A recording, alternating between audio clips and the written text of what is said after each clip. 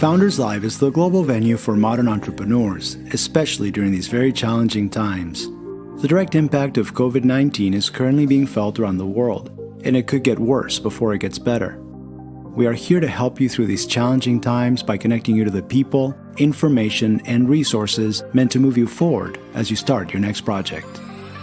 We see an opportunity to bring the resources and capital and connections to the people that need it and the people that can use it, no matter where they live in the world. My honest opinion is, no matter what the economic climate is in the world, Founders Live can be important. In the good times, when it's booming, we're here to help grow companies and have them access capital that's flowing around the world and really be a fun, great event and global platform that powers entrepreneurship. In the tough times, we actually think we can be the answer, given the fact that if people are actually getting laid off and unemployment starts rising, well, the choice to start their own business is front and center, and Founders Live is right there to help them grow. I believe the secret sauce of Founders Live lies in the combination of these three words: inspiration, education, and entertainment. Inspiration is rooted in the energy and the passion that every single attendee has. The education is the information that we're bringing to people that they otherwise couldn't find.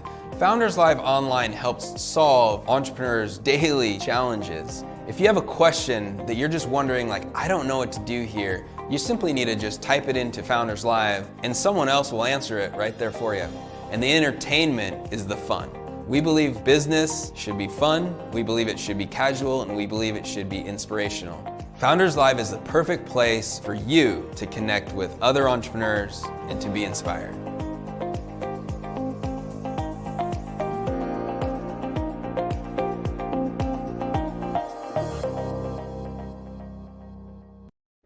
Founders Live Prime Time, the live stream global celebration of entrepreneurship and a competition of the top 25 startups from the 5 regions of the world, consisting of entertainment, inspiration, education, and social connections. Come along with us as we discover who will make it to Founders Livefest on December 1st. Get your tickets today. Hello everyone. Welcome to Founders Live Primetime North America.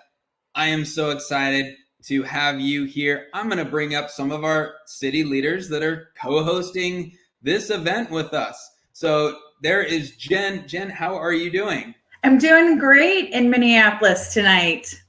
Oh, so great. Welcome. We have Jen Bonine from Minneapolis, one of our city leaders. We're about to bring on another one of our city leaders, Kajenwa, who is in New York City. Kajenwa. Hey, what's going on? Live from New York City. Oh, look at this. This is so awesome. So everyone, welcome to Founders Live Primetime. This is our first of a number of different events that are going to happen over the course of the next 8 weeks.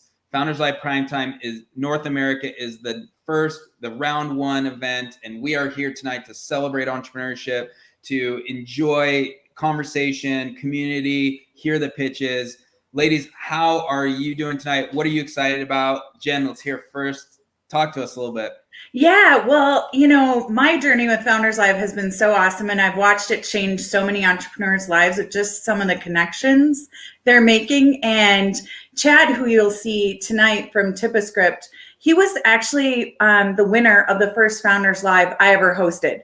So I'm super, super proud that he's representing Minneapolis, that we have a representative in this competition tonight. But it's just fun in general to watch the evolution. Like Chad pitched for us back in April, and he's won a deal with MasterCard. Like a lot of other things are going on. So it's just awesome to see these founders really benefit from being a part of this community.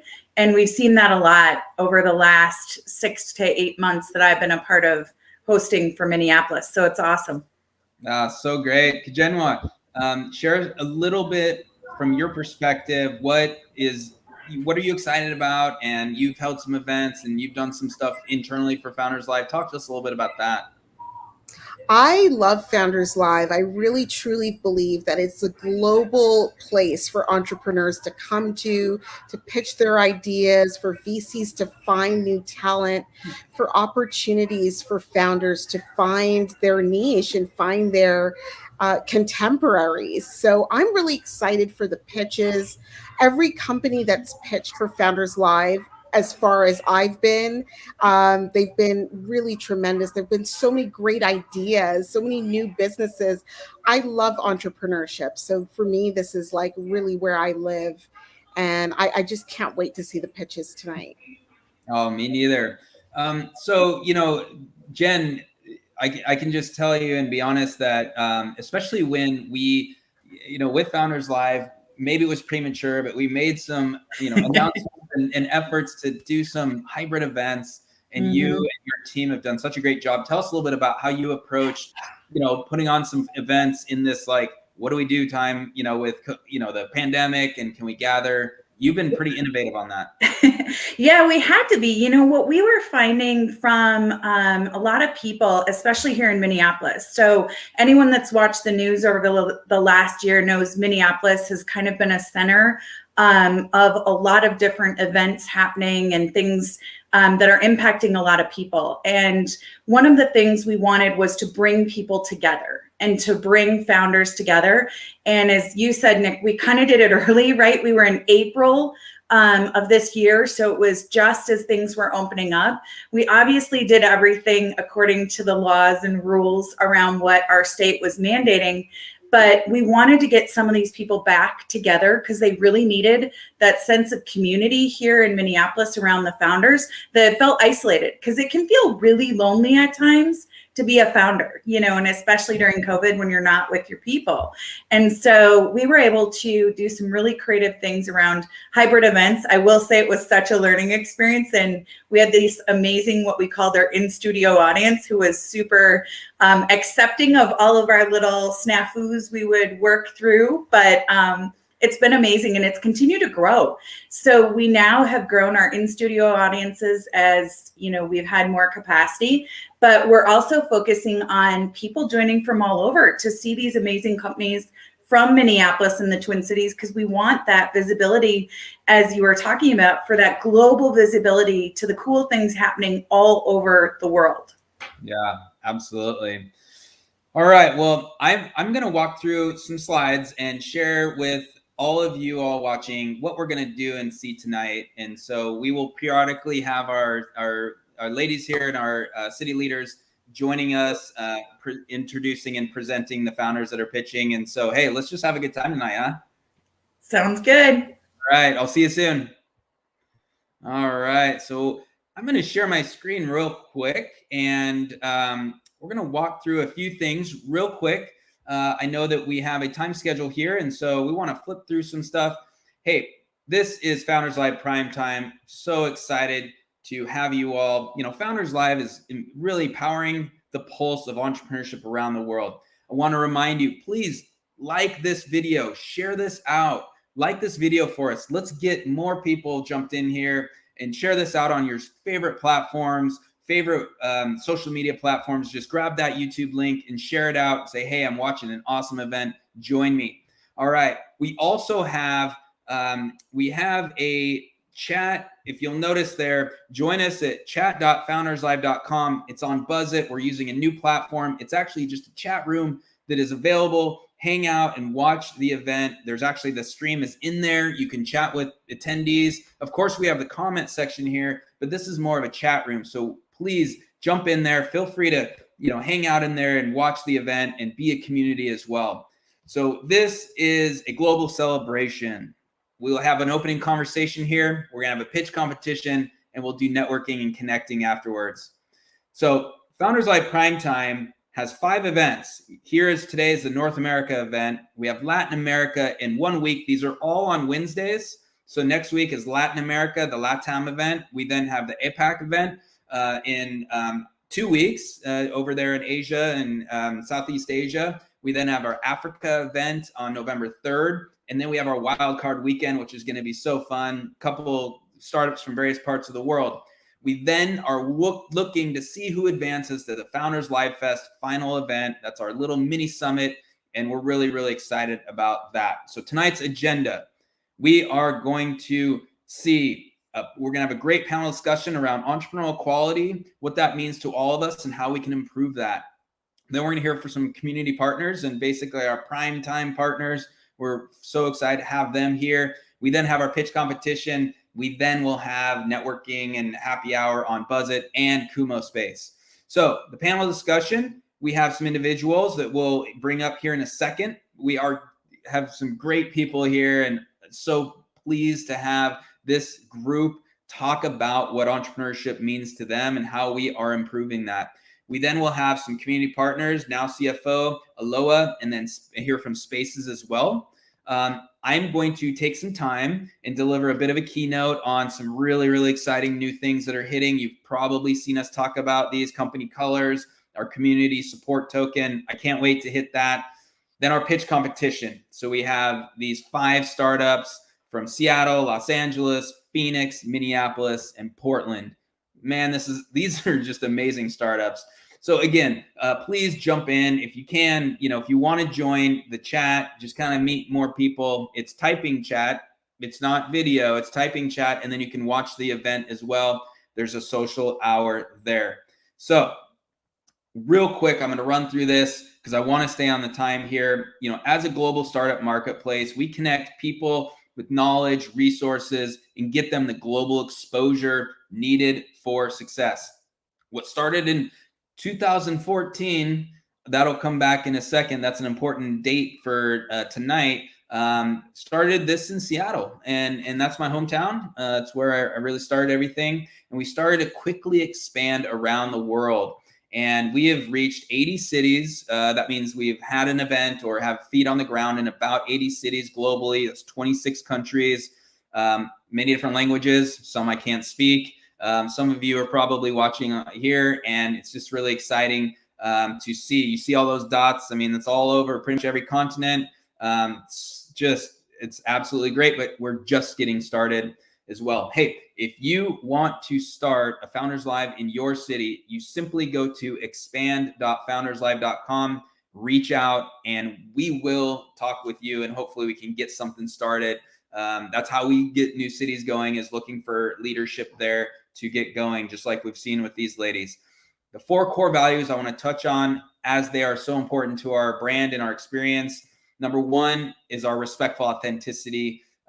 Core value is really about inclusion, and it's more importantly around entrepreneurial quality that we will talk about in a second.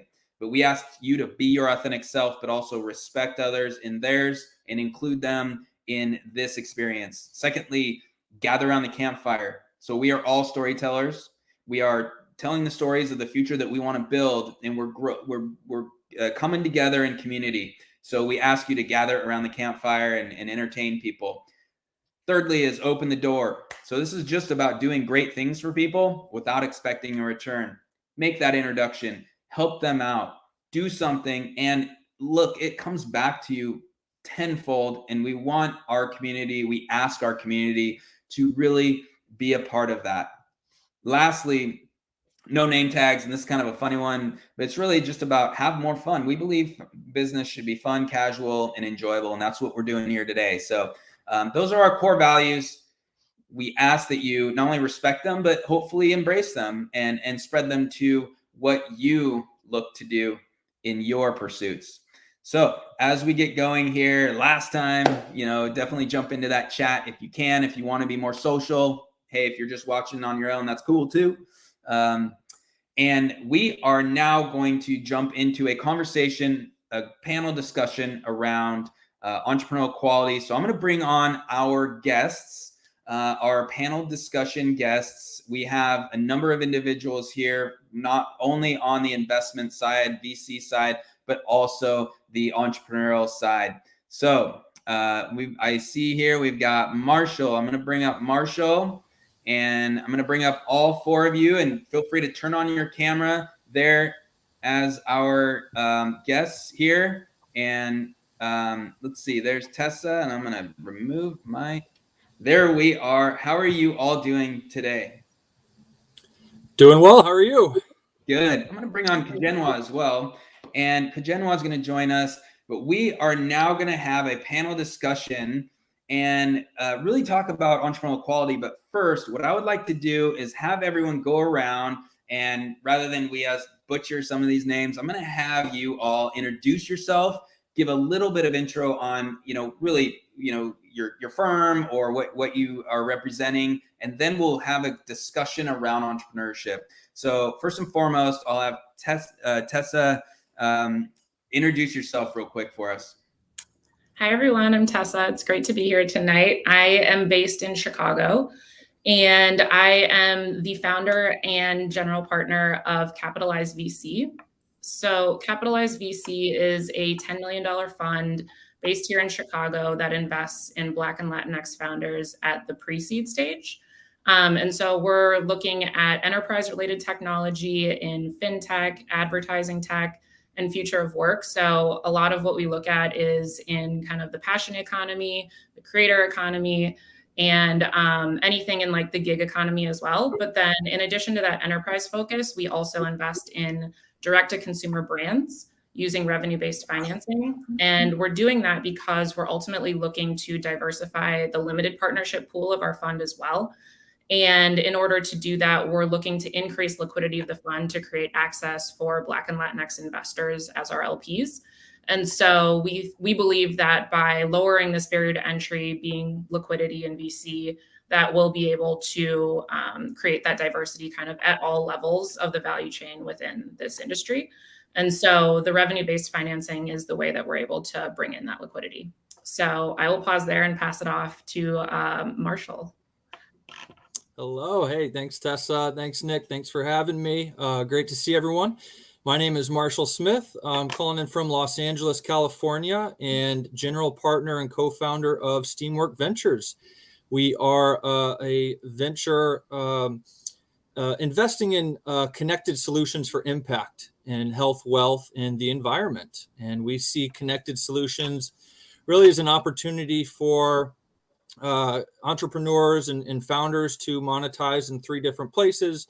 One, a device, two, a service or a software, and three, a data component around that. And we are investing in early stage companies, seed stage following into a Series A, and $50 million fund. So thank you for having me. Absolutely. Feel free to pass it on. Sure. Neosha. Thank you, Marshall. So I'm Neosha Roshani, the co-founder of Global Black Youth. Global Black Youth connects and invests in global Black talents, which also includes entrepreneurs and innovators on a global scale. We really go as we cover the entire globe, as from Australia to Africa to Europe to the Middle East, Asia, Latin America, and North America. We really try to connect young Black entrepreneurs to each other, but also to opportunities. And we really try to invest and kind of disrupt the grim stats of low investment into Black founders globally. So we're tired of hearing the 1% and the 2% and the 6%. So we try to amplify and increase the pipeline that goes of investment that goes into Black founders globally. So thank you for having me. You're welcome. You're welcome. So, these words, when we put on their entrepreneurial quality and just a little bit of background, these words just kind of came together as Founders Live has continued to grow throughout the world. And of course, the understanding around whether it's, gender, race, orientation, language, where you live, where you've grown up. I mean, we're global, right? So, our view on entrepreneurial quality is on a global stage. But these words to us really just came together to say, look, it doesn't matter what you identify as or all those things that I just said. You deserve equal opportunity for success, at least the opportunity to go forth and do what you want to do.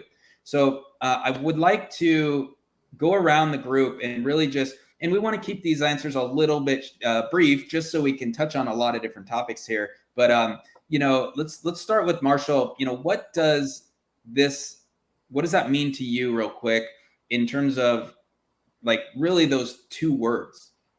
Yeah. So entrepreneurial equality is really, fairness to me. It's leveling the playing field. We're obviously all born into different circumstances, different experiences, whether that's financial, educational, and so forth. And how do we have everyone have the same opportunity, or at least catch people up? And like I said, kind of level that playing field. So that's really where it is. It's so. Oh, very good. Neosha, feel free to share your vision. I remember when we connected, we had such a great conversation, and almost want to dive right off of that. But what do these two words mean to you? Thank you, Nick. So I was just in a recent panel this morning on digital transformation, the future of work. What does it look like post-pandemic? And it's really important to ask, what does the future of work or digital transformation mean and for whom it is, right? So it's not on an equal basis. And that's something we have to realize. And when we think about, there's a tendency of always romanticizing these terms, but we have to also understand and recognize that there's an underinvestment that goes into certain founders, and in particular, young people of African descent globally, not just in the US, even though you have the investment of VC funding that was increased 4 times in 2021, is still below 2%. Right, so which is ridiculous. And we think about an investment that goes into Black founders on the African continent is still below 6%. So these are the numbers that don't make sense. And beyond just looking at efforts of diversity and inclusion, we see it as a missed opportunity for a social and economic growth on a global scale. Yeah, Tessa, how do you fully identify with these words? Yeah, so I think, before I became a venture investor, I actually was a founder, and I started a fintech company. I was looking to raise a pre-seed round after a small angel round. And for us, it was extremely difficult. And this was about 5 years ago now. And so I actually was kind of forced to close down the company. And ultimately, I think for me, I think that, diverse founders at the earliest stage have a very difficult time finding capital, and ultimately their ideas don't even get off the ground. And so for me, I think it's important to invest in companies at an extremely early stage, because it's very well documented that diverse families just don't have as much wealth as others. And so the friends and family round is pretty non-existent. And so for funds or other types of capital to come in and be able to support founders at this stage, I think is really the most important, which is why at Capitalized VC, we're looking to invest in companies at the pre-seed stage. Very good. Kujenwa, feel free to share, even from, obviously as an entrepreneur and a business owner, but you're also sitting as a city leader. So what do these words mean to you? I heard someone say today or some time ago, and it really struck me. And the sentence was, when you're used to privilege, equity feels like oppression. And then I started to think about the words privilege. What does that mean, right? And what does it mean for someone who has had everything to suddenly think about others gaining access, right? And so I feel like we are in a period of shift. I think after what we experienced in Minneapolis with George Floyd, that we've really started as a country to open up our eyes and to acknowledge at the very least that it has not been an equal playing field.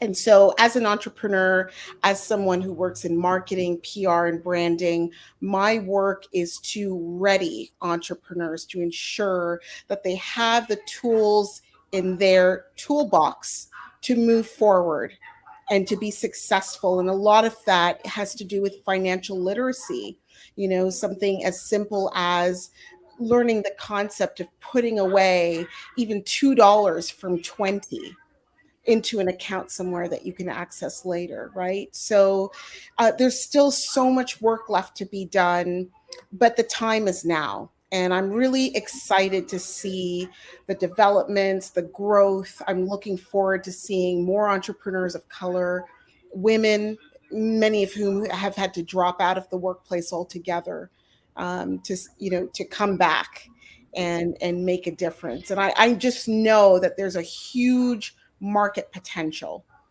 for not only women, but for people of color to, step into the place and show up. Yeah. Yeah. When something that I've been saying more frequently, it's just been amazing. I don't know how this kind of hit, but look, Founders Live is in these numbers and words might come a little harsh, but Founders Live is not for the 1%, and for the people in Silicon Valley that are already accessing millions of dollars, have maybe raised it, or they're already a unicorn. Founders Live is for the 99%.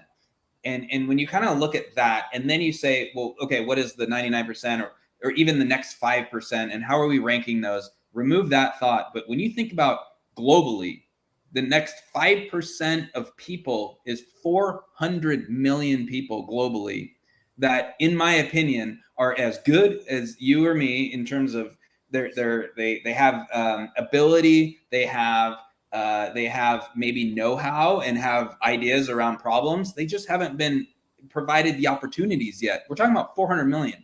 And so what you all are saying, like, there are people out there that just have been traditionally overlooked. And that's what this is all about. And so that fires us up, because we're talking about a lot of people on all these continents that are just ready. They're just ready to break out. So so excited about that. What I want to do is kind of shift to, keeping this thought process. What quick advice would you each have for early entrepreneurs that might feel that they are in that situation, whether they feel overlooked, they don't feel like they're a part of Silicon Valley, they might be in a different country.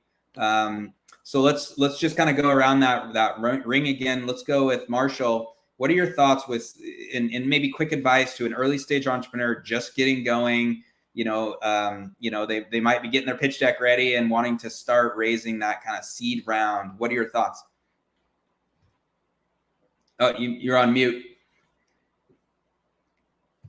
Well, I know we'll touch base on investment and capital and so forth, but one thing that I look for, certainly, I think it's critical for entrepreneurs to build diversity and inclusion in their business, really from the onset, into the business plan, into the business planning. Think about how diverse your board is, your employees, and so forth. I think that there's obviously statistics and information out there that typically a diverse company has better growth and better trajectory and so forth. So I would really start kind of looking into that as early as possible. And that's something we look for in Steamwork, certainly in our due diligence process. Are the founders, are they willing to and open to diversity? Again, on the board side, on the employee side, and so forth. Great, thank you. Yeah. Let's go. We'll just go around. From what I can see is Tessa, feel free to share those quick advice to early stage entrepreneurs. Yeah, I would say, I know this is, I believe this is a tech audience here, but I would just say, before you even start thinking about raising venture capital, like, think about what you want out of the future of your company, because venture capital is just one of the different types of funding that are available. And, we offer another one, revenue-based financing. There are a lot of other kind of alternative models that might fit your company better. But I think, for those who do want to raise venture capital, is just kind of educate yourself. I would say, one book that I really recommend is Deal Terms by Brad Feld. And he kind of runs down every aspect of venture funding and fundraising, so that at least you're coming to the table like knowledgeable and understanding what you're getting yourself into. Because I think a lot of founders that I talk to, come to a pre-seed conversation and they're like, I'm raising a priced round. And that's just, I don't know, not necessarily the greatest way to start off the conversation, because it kind of suggests that you're not like very well versed in what you're getting into. And so just kind of having that baseline understanding of, what you're talking about in that first meeting is definitely something that I would say is important to kind of research beforehand. Thank you. Yeah, definitely good points to really think about as you're going about the process. Next. And that'd be Neosha. Oh, thank you. So I would just say, I mean, because I'm a natural connector, but I also see the value in connecting to other entrepreneurs who look like us, right? And who face the same challenges. I think it's really important to be able to do that. So really joining not just a national network, but you can strengthen your work nationally by connecting globally as well. For example, last year, 50% of businesses that open up are owned by Black and Latino, again, non-mutual exclusive founders. So these, for example, all of these founders need to be able to tap into and hire, for example, other talent, and they can tap into a pool of Black talent or Latino talent, both nationally and internationally. And then when they're able to connect to each other, it's not just having access to opportunities, but inspiration, building a community is really important. And you never know how they're going to and whom they're going to be introduced to, and who can, further and help them to scale up their businesses. Yeah, that's a good point. Kajenwa, your thoughts, and especially the early stage founders that we get in touch with. What are your quick thoughts here? Oh, there's so many, but certainly, what was it? Quitters never win and winners never quit, right? So entrepreneurship is a rocky journey. Wow. It's really not for people who are just not prepared for all the bits and bobs that come along with it. Stay the course, take care of your mental health, take care of yourself, and stay in the game, because you will succeed. Thank you. And I'm going to echo those thoughts that health, emotional and mental health and wellness are so important. And, I've learned this year that, honestly, I hit a wall and I hit burnout, and, maybe a lot of us did based on a lot of the last year and a half, almost 2 years. And I've really had to dig deep on, my personal health, whether it's physical or emotional, well-being, just to maintain, being sane. And so as a founder, it's so important. We offer some resources and products and things of that nature. Feel free to kind of check those out, everyone. But you're absolutely right. What I would like to do is shift a little bit. So I'm going to pop a question on here and I'm going to read it.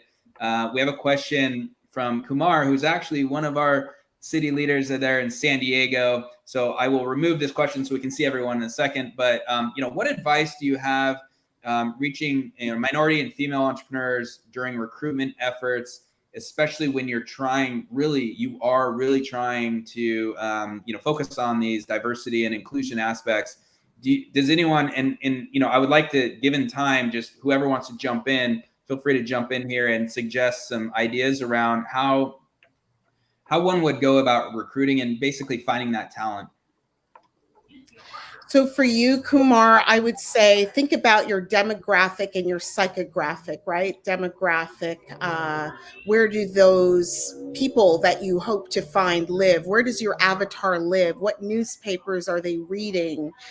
Where do they go for advice? And find them where they live, right? Specifically, Facebook groups has been a resource for curating individuals who live in certain brackets, right? Why are they the number one company reaping in so much money? It's because they have their finger on the pulse for who we are, right? So finding where your market lives is number one in my book, and then going there. I think there are also programs, like On Deck has a program where they try to, match entrepreneurs together around ideas. And so it might be helpful to connect with programs like that. And I think there are a few in addition to On Deck. And then I would also just say, like, university programs, I think. Oh, and then there's also a program around called GET Cities, led by Melinda Gates and Pivotal Ventures. And I think they're also really working to find diverse talent, and not only founders who are already starting companies, but also to bring together diverse entrepreneurs around ideas. So I would say those are a few programs that I'm aware of that I think might fit for what you're looking for. Good advice. Let's see.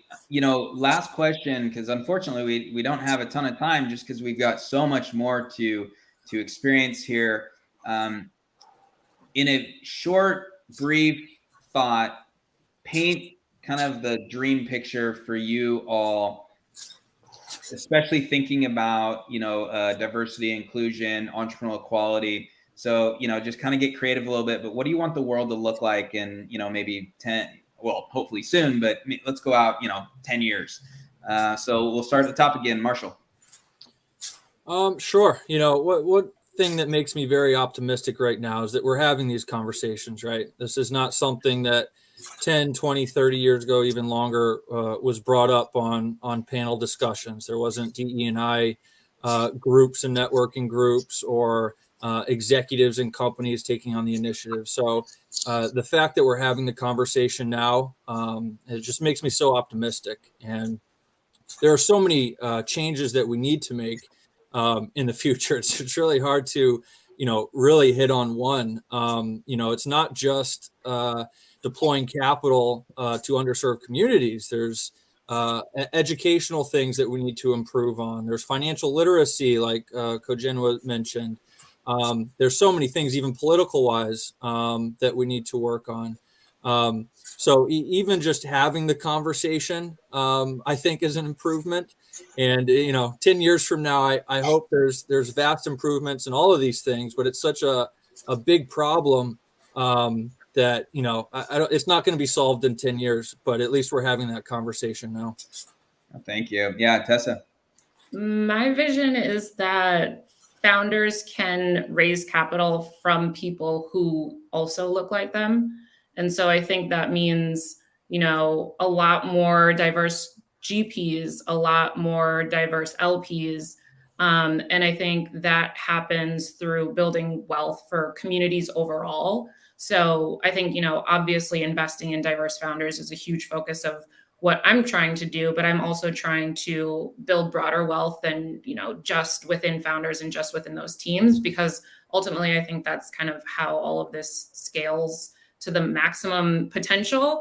When, down the line, a Black founder can raise capital from a Black GP who has Black LPs in their fund as well. So that's my ultimate vision for where we're going. Love it. Neosha. Thank you, Nick. So I was just thinking about everything I was dreaming of in 10 years, but I see one of the most important things is I see decentralizing, right? So I see decentralizing from Silicon Valley and thinking about Kigali being the next point, of Baltimore being like the city of innovation, Havana. I'm thinking globally. For me, I cannot think of just one place, but but most importantly, connecting Black entrepreneurs around the world to each other. I think it's really important for people to understand that, for example, the next place to invest in are these decentralized, the non-usual suspect places around the world, and not for them to question and have a narrative that Black founders cannot come up with valuable and lucrative industries. And this is what I want to see. So very similar to Tessa, it's a dream, but we have to be able to shift that narrative, and it's happening already around the world. Yes, it is. Yes, it is. Kojenwa, final thoughts. Oh, that's amazing. No, I'm already starting to experience this. When Justin Trudeau says he's going to when Justin Trudeau says he's going to release a fund for people of African descent in Canada to take a mortgage out, that's change. When I see Crayola with multiracial markers for skin tones, this is what I'm seeing. When I'm looking at commercials, I'm seeing, interracial couples on screen. I'm experiencing it. But really what I would love to see is for an investment in our youth, or an investment in our young people, so that they come up strong and with good character and with the knowledge and the understanding that they are valuable and everything that they have to share is worthy. Yep. This has just been such a great conversation. And, we could go for so much longer. And hey, maybe we will next time. This might not be, if hopefully not the last time that we all at least be able to chat about this conversation and this topic. I want to thank you all for joining, taking the time, and really sharing your thoughts. It's important, and really, really appreciate it. So I know that there's a clap going on somewhere, and we want to thank you all. So let's just give ourselves a little bit of a shout out here. Thank you. All right. Like how the drag queens do. Right. Okay. So we're gonna take you off. We'll see y'all later, but stick around if you want. And we got a lot more to the show. All right. Thank Thank you. you. Bye-bye. Thank you. All right. Okay. So we are getting to the next point in the event. Is we are so excited to hear the Showtime aspect of this event. And first and foremost, we're going to hear from our primetime partners. And, the first one that we are going to bring onto the stage, Bill Sablon from Now CFO. We're so excited. We're going to bring Bill on. He is now on the screen. Bill, what's going on? Hey, Nick, I'm excited to be a part of Founders Live Primetime again.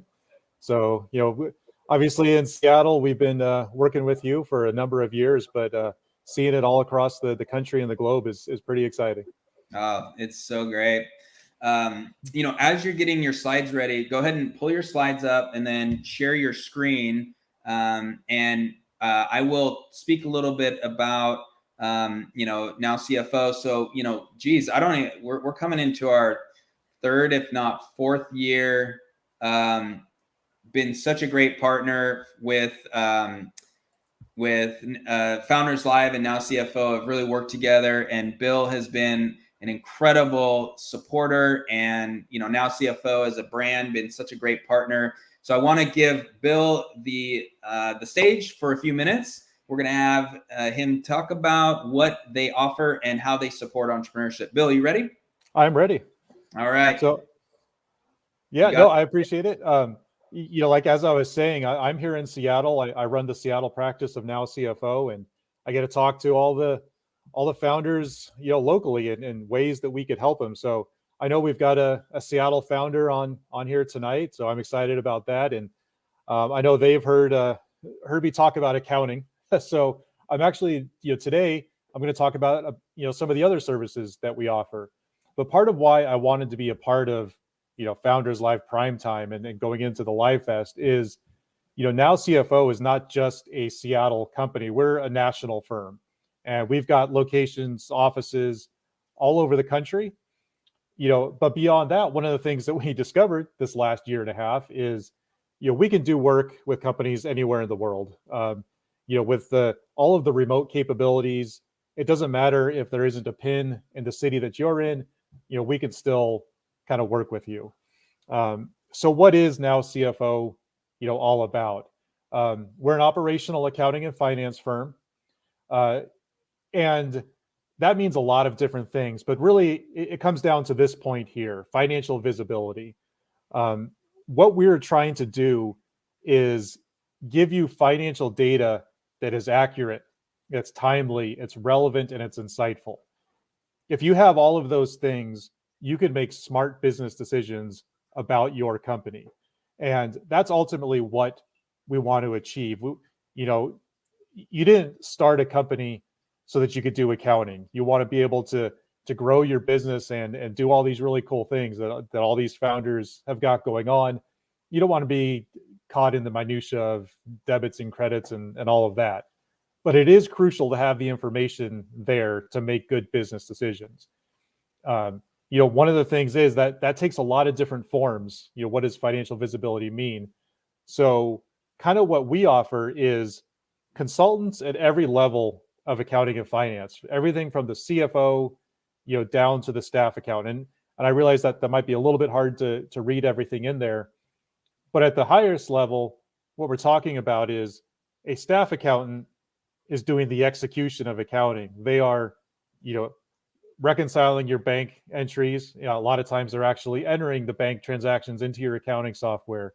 They're handling your accounts payable, making sure all your bills are paid on time. All of that day-to-day accounting, that can be done by a staff accountant. You go up a level to a controller. Now we're getting into analysis of financial statements. You're doing cash flow forecasts. You're getting budgets done. There's whatever the key performance indicators are. Those are being brought to your attention. Like, hey, there's a red flag here, or this is going really great. This is a segment we should focus on. Again, it's giving you that visibility.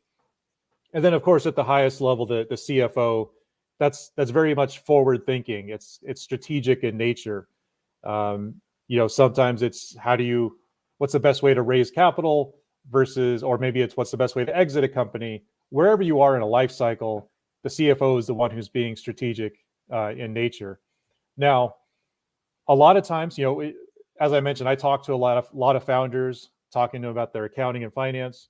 There's one question that comes up a lot of times when I'm talking with them, and that is, can you also do our taxes? So my answer is always yes and no. Now CFO, we specifically are consultants. We are not tax preparers, but Now CFO actually has a family of companies. We have a bunch of sister companies that do other things outside of accounting and finance, outside of operational accounting, where we can help. And I want to talk about some of those tonight as well. So one of those sister companies is called Better Accounting. That's where we can do the tax side of things. It's you get your business going, maybe you start making some money. You're gonna have to file those tax returns, pay the taxes, do all that fun stuff. But even before you're making money, there's R&D credits. There's other tax advantages you can use and utilize, save some money in the different ways. So Better Accounting can handle your tax strategy. They'll handle the filing of tax returns, certain liability protections, kind of getting into these milestones and implementing strategies related to taxes. So that's a great benefit that Now CFO has. We've got a company that works directly with us. Like I said, one of our sister companies that can do your taxes. But it doesn't just stop there. We have several other companies, part of our family here.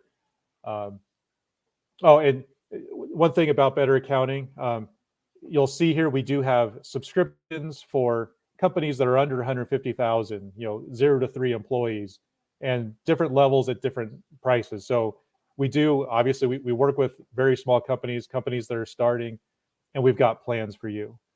The next one I want to talk about is Now Capital Advisors. So obviously this is specific to raising capital. How can we help you raise that capital? And it's not always just equity. It's identifying what is the kind of what we call the least expensive capital. What's the best way to bring that money into your company so that you can grow your business and have things really start to take off. I would say that this is if you're beyond the friends and family stage of of your company. If you're looking to get to that institutional money, Now Capital Advisors, one of our sister companies, is we've got a great group of people there who can help. They've been doing this for a number of years, raised a ton of money for a lot of companies. So they're definitely worth checking out too.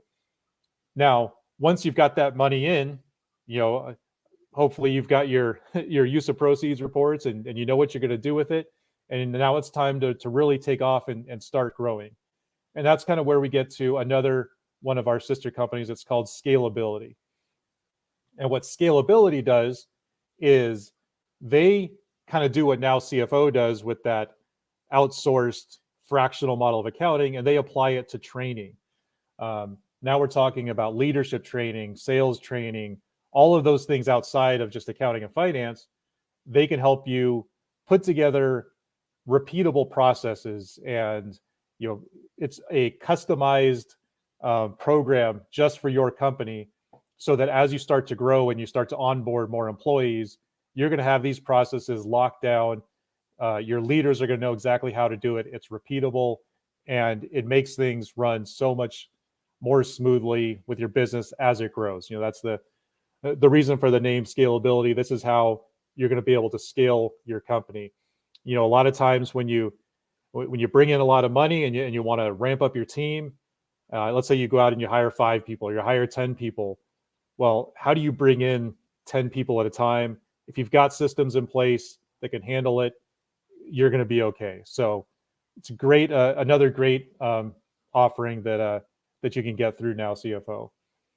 And then the final piece of it, you've got the people in place, you've got your accounting and finance foundations going, you've got some money. Do your systems actually work? Can they handle the growth that you're talking about? Devfinity is a development group that we have that does an awesome job.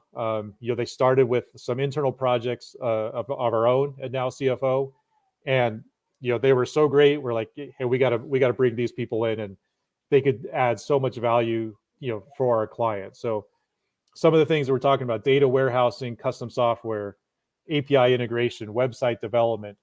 All of these things are available. Again, we're getting into custom solutions for your company. What are the ways that you can grow your company, make it do everything it needs to do, so that you can run your business and get as much out of it as you can? So, that's it for me. So I just want to say, anybody who's watching, all the founders, please reach out to me if you have any questions about any of this. You just want to talk about how we can help. If you've got some problems, I'm always happy to do a free consultation.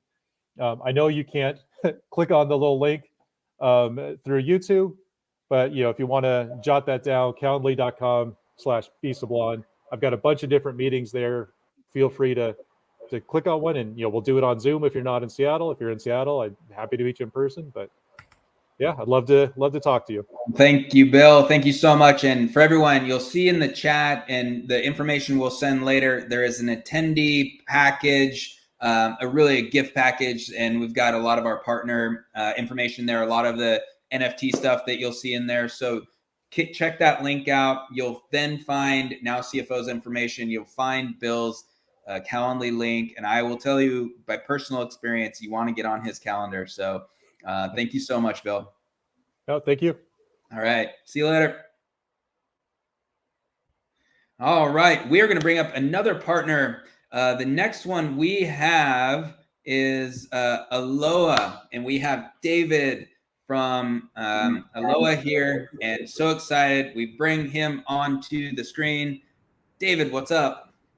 Nick, how you doing? Pleasure to be here. Yeah, I'm so glad that you're here as well.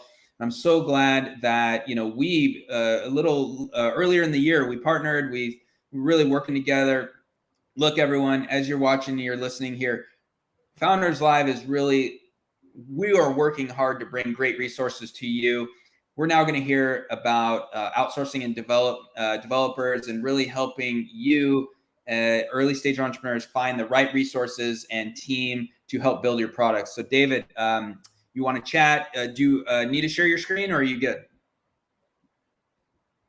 I do not. I'm tech these days. Everything is so focused on products and looking at things. So I figured that I'd keep it personal and just talk. Perfect. As is. I'm going to drop off for a little while, and then I'll come back on. But I'll let you have the stage, man.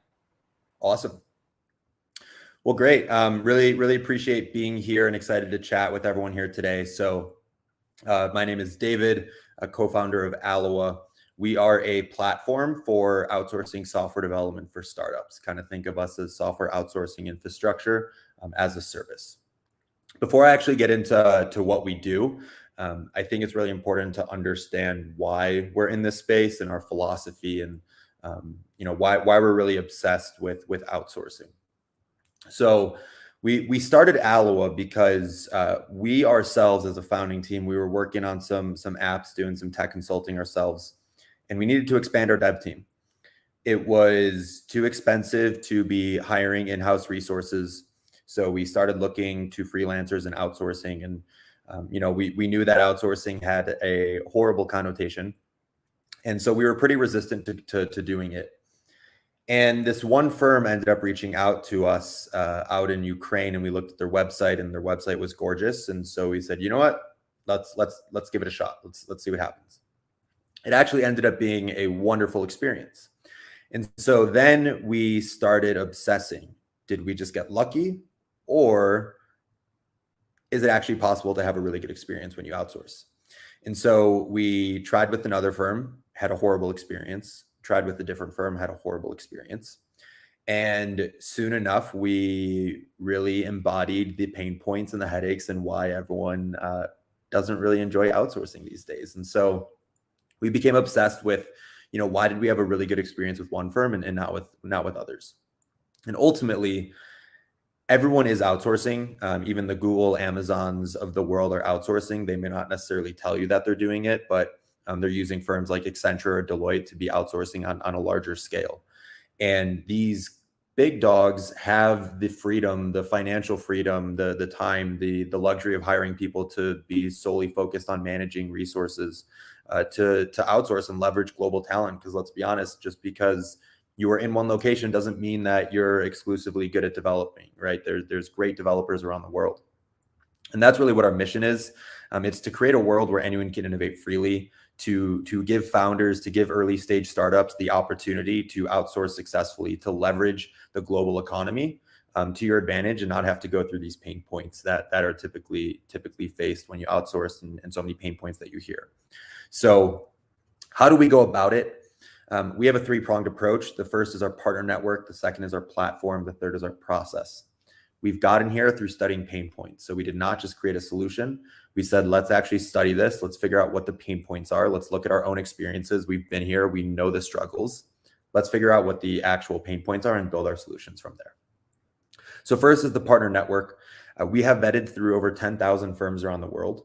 It's really important that you can trust who you work with. And the software development space is one of the most saturated industries out there.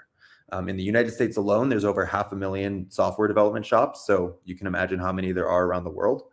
And then when you're vetting for those resources, you have to take into consideration tons of different variables. And so we did the due diligence. Let's find our partners who we treat as our family, who we know and are confident are great at what they do. They're the diamonds in the rough. Out of those over 10,000 firms, we have only qualified 12 so far. So it's a super extensive vetting process. Those partners are based in India, Ukraine, Moldova, Slovakia, and Colombia. So that's an ever-going process that we'll always continue vetting to make sure that we're always working with the best of the best out there. And we work with firms and not freelancers, as we found that firms tend to be relationship focused. It allows you to scale your team up and down more easily. It mitigates a lot of the headaches and pain points that we have seen in the past when you are outsourcing itself. The second piece of the puzzle is then the platform. How do you manage your developers? You have project management tools today like Jira, like Asana, that are phenomenal for dev to dev management, but they're not really good when it comes to client facing management, especially if you aren't technical. If you are an early stage founder, these tools are not conducive to managing a team. They are not built on accountability. They're not built on transparency. They're built on technical principles. So we used every single thing out there on the market, and ultimately we used those pain points, influenced our decision-making, and built our own product. So Aloha Manage is our management tool. It's a clean, easy interface. Kind of think of like a Monday.com type interface. So anyone, even non-technicals, can manage your devs. It's as easy as editing a Google Doc. Everything is action item. It's oriented.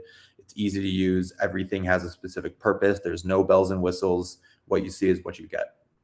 And so it allows anyone really to manage their devs in a very seamless, autonomous manner, and allows you to focus on running your business, not having to worry as much about all of the nuances and headaches. The second piece of the platform is Aloha Pay. International payments, terrifying. International payments when you're paying for a product that you may not have actually received the final product yet, even more terrifying. So we recognize that. And so Aloha Pay is our payment platform. You pay us, we pay out to the partner firm. You don't have to deal with foreign transaction fees, foreign exchange rates, or international tax compliance like W-8 Ben-Es and other foreign contractor forms. We handle all of that on our side. So all you have to worry about is the actual relationship with us and getting paired with the right firm. and just being a part of that relationship. So you don't have to worry about any of those higher level kind of operational components. The last piece is then the process itself. Software development is very, very nuanced. The biggest gap of software outsourcing is that there is no global standard when it comes to best practices. And so what that means is you might hear of a firm that does phenomenal work and you get referred to them, and then you have a project with them and you have an absolutely horrible experience. That makes sense because you need different strategies depending on your environment developments. Example being, the way that you would approach a very early stage website that you're looking to build is going to be incredibly different than the way that you're going to approach a fintech product that has an existing user base. There's this concept called technical debt. It's essentially, think of like the iron triangle of software: quality, price, time, and you can only choose one. So if you want something that's done really, really quickly, it's going to be more expensive and it's going to be lower quality. If you want something that's done really, really high quality, it's going to take longer and it is going to be more expensive, etc. What we're going to do is we're going to pair you up with a strategist, someone from Aloha here in the States who gets to know you as a business. We're going to understand you, who you are, why now is the time to invest in technology, what is the business issue that you are facing, and let's figure out how to solve that with technology. We're going to pair you with the right firm. So we're going to curate that match for you because we know our firms and our strategists know how to assess businesses and make sure that we're pairing you with the right firm. Your relationship will be autonomous with those developers. However, what we will do is we will build out your custom dev strategies. So we're going to understand what's your pull request strategy, your branching strategy, your technical debt appetite. Every other week, we're going to do audits behind the scenes on the partner firm. That way we can be preventative rather than reactive. So your experience is customized to you. You're working with someone you can trust. You have means of communication that you can rely on. And if you need anything, you have Aloha here, your strategist, to reach out to help with anything when it comes to relationship, communication, whatever it be. We're kind of your support center. All of this is done for the same outsourcing rate, right? We believe in a world where anyone can innovate freely. This isn't about making boatloads of money right off the bat. This is about actually changing the landscape and giving people an opportunity to innovate, whether you're technical or not, whether you have $1 million or whether you have $5,000. Everyone should have an avenue to innovate, and that's what we're obsessed with. We've worked with 178 clients to date, all startups, everywhere from solopreneurs to largest clients being Series B, C clients with 80 plus employees. And it's been about 178 clients over just over 3.5 years. Most of our leads come through referrals. And ultimately, it's based on the quality and the experiences that we're able to show people that you can effectively outsource. You can run your business, right? Running a business is hard. Software development shouldn't be. That avenue is a reality. It's just about taking those steps and making sure that you're committed to learning and growing, and we'll be there right with you. So here, Founders Live, we love Founders Live. We love the community. This is exactly what we live, eat, and breathe. It's startups. It's helping and supporting people innovate. So we're here to give two offers. Because of Founders Live, the first one is going to be a full 60-minute product tech consulting type relationship. So where our normal consultations tend to be 30 minutes, for Founders Live, we're going to offer a one-time hour-long consultation where a strategist can provide value for you, such as reviewing user stories, brainstorming tech roadmaps, thinking through how to thin to an MVP. You can essentially think of this as like a 1-hour product development consultancy engagement. So even if you aren't in need of the services, we're here for you and we're happy to help, happy to talk, chat, give you our thoughts, be a third party, offer any opinions that we have. The second is that for Founders Live, we will be offering a 15% discount on software development for a full year if you sign up for a consultation within 24 hours of today's event. So within 24 hours of today, if you sign up for a consultation, that consultation can be tomorrow, it can be in 2 weeks, as long as you get that on the calendar. You will be eligible for that 15% discount on a full year of software development. Now, again, keep in mind, you don't have to move forward right away. This is about the startup's journey. This is about you. This is about your experiences. And we understand that startups are different. They're unique. They all have different circumstances. So what we're saying is jump on with us, talk with us. May not be that you're ready to move forward or do any development for 2 months from now. Beautiful. We're going to give you our thoughts and feedback as to what you should be doing in the meantime. Thank you, David. Thank you so much. We thank Aloha so great to have you as a partner. And like I said, everyone, hey, if you are looking for development help, outsourcing, and look, you guys are a wealth of information. Even if you're not ready right now, everyone, just check them out. They've got a lot of resources to help you navigate the process. So thank you, David, so much. Absolutely. Thanks, Nick. All right. See ya. All right. The last one, we are going to hear from the last partner here is going to be, we're so excited to have Spaces with us, and we're going to hear just a short video message from them. So I will play this. Every day is different, and so is every you. Workspace, headspace, long speeches or small talk, your needs can change by the hour. Dream up the past or draw up the future, it's up to you. So whichever side you happen to be today, and whatever it is you might need tomorrow, we're here. Offices designed around you. Spaces. Again, we thank Spaces so much for partnering with Founders Live. We actually have a great North America deal with them. When the events get back into place, they are willing and excited to host our events. They hosted our event in Nashville, and we were so excited for that. All right, we are almost ready here. I know that we're all ready. We want to get to that competition, but we have a few things. I am excited to talk about some very exciting new things that are going to happen. But before we do, this kind of we're moving into the media aspect of this experience. And before we hear about that, I want to, share a video from a few individuals on our team that we are rolling out some cool stuff around some new offerings. So here we go. Hey guys, we just wanted to let you know about the next Founders Live Academy, going to be hosted by Gary and myself. My name is Alex Resnick. I am the president of Evolve Leadership. And I am Gary Malcolm with Key Growth Coaching and Consulting. Really excited. Founders Live Academy, essential education for the modern entrepreneur. That's right. So whether your startup has been around for years or you're still in early stage product development, Founders Live Academy is your dedicated training resource for everything you need to know to launch and scale your business.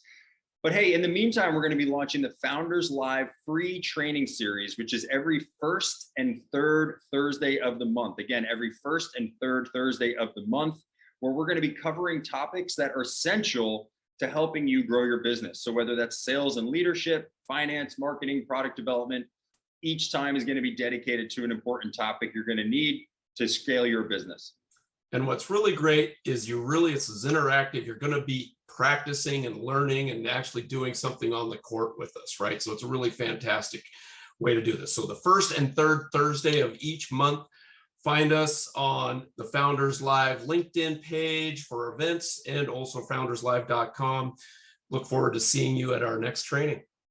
Thanks, guys.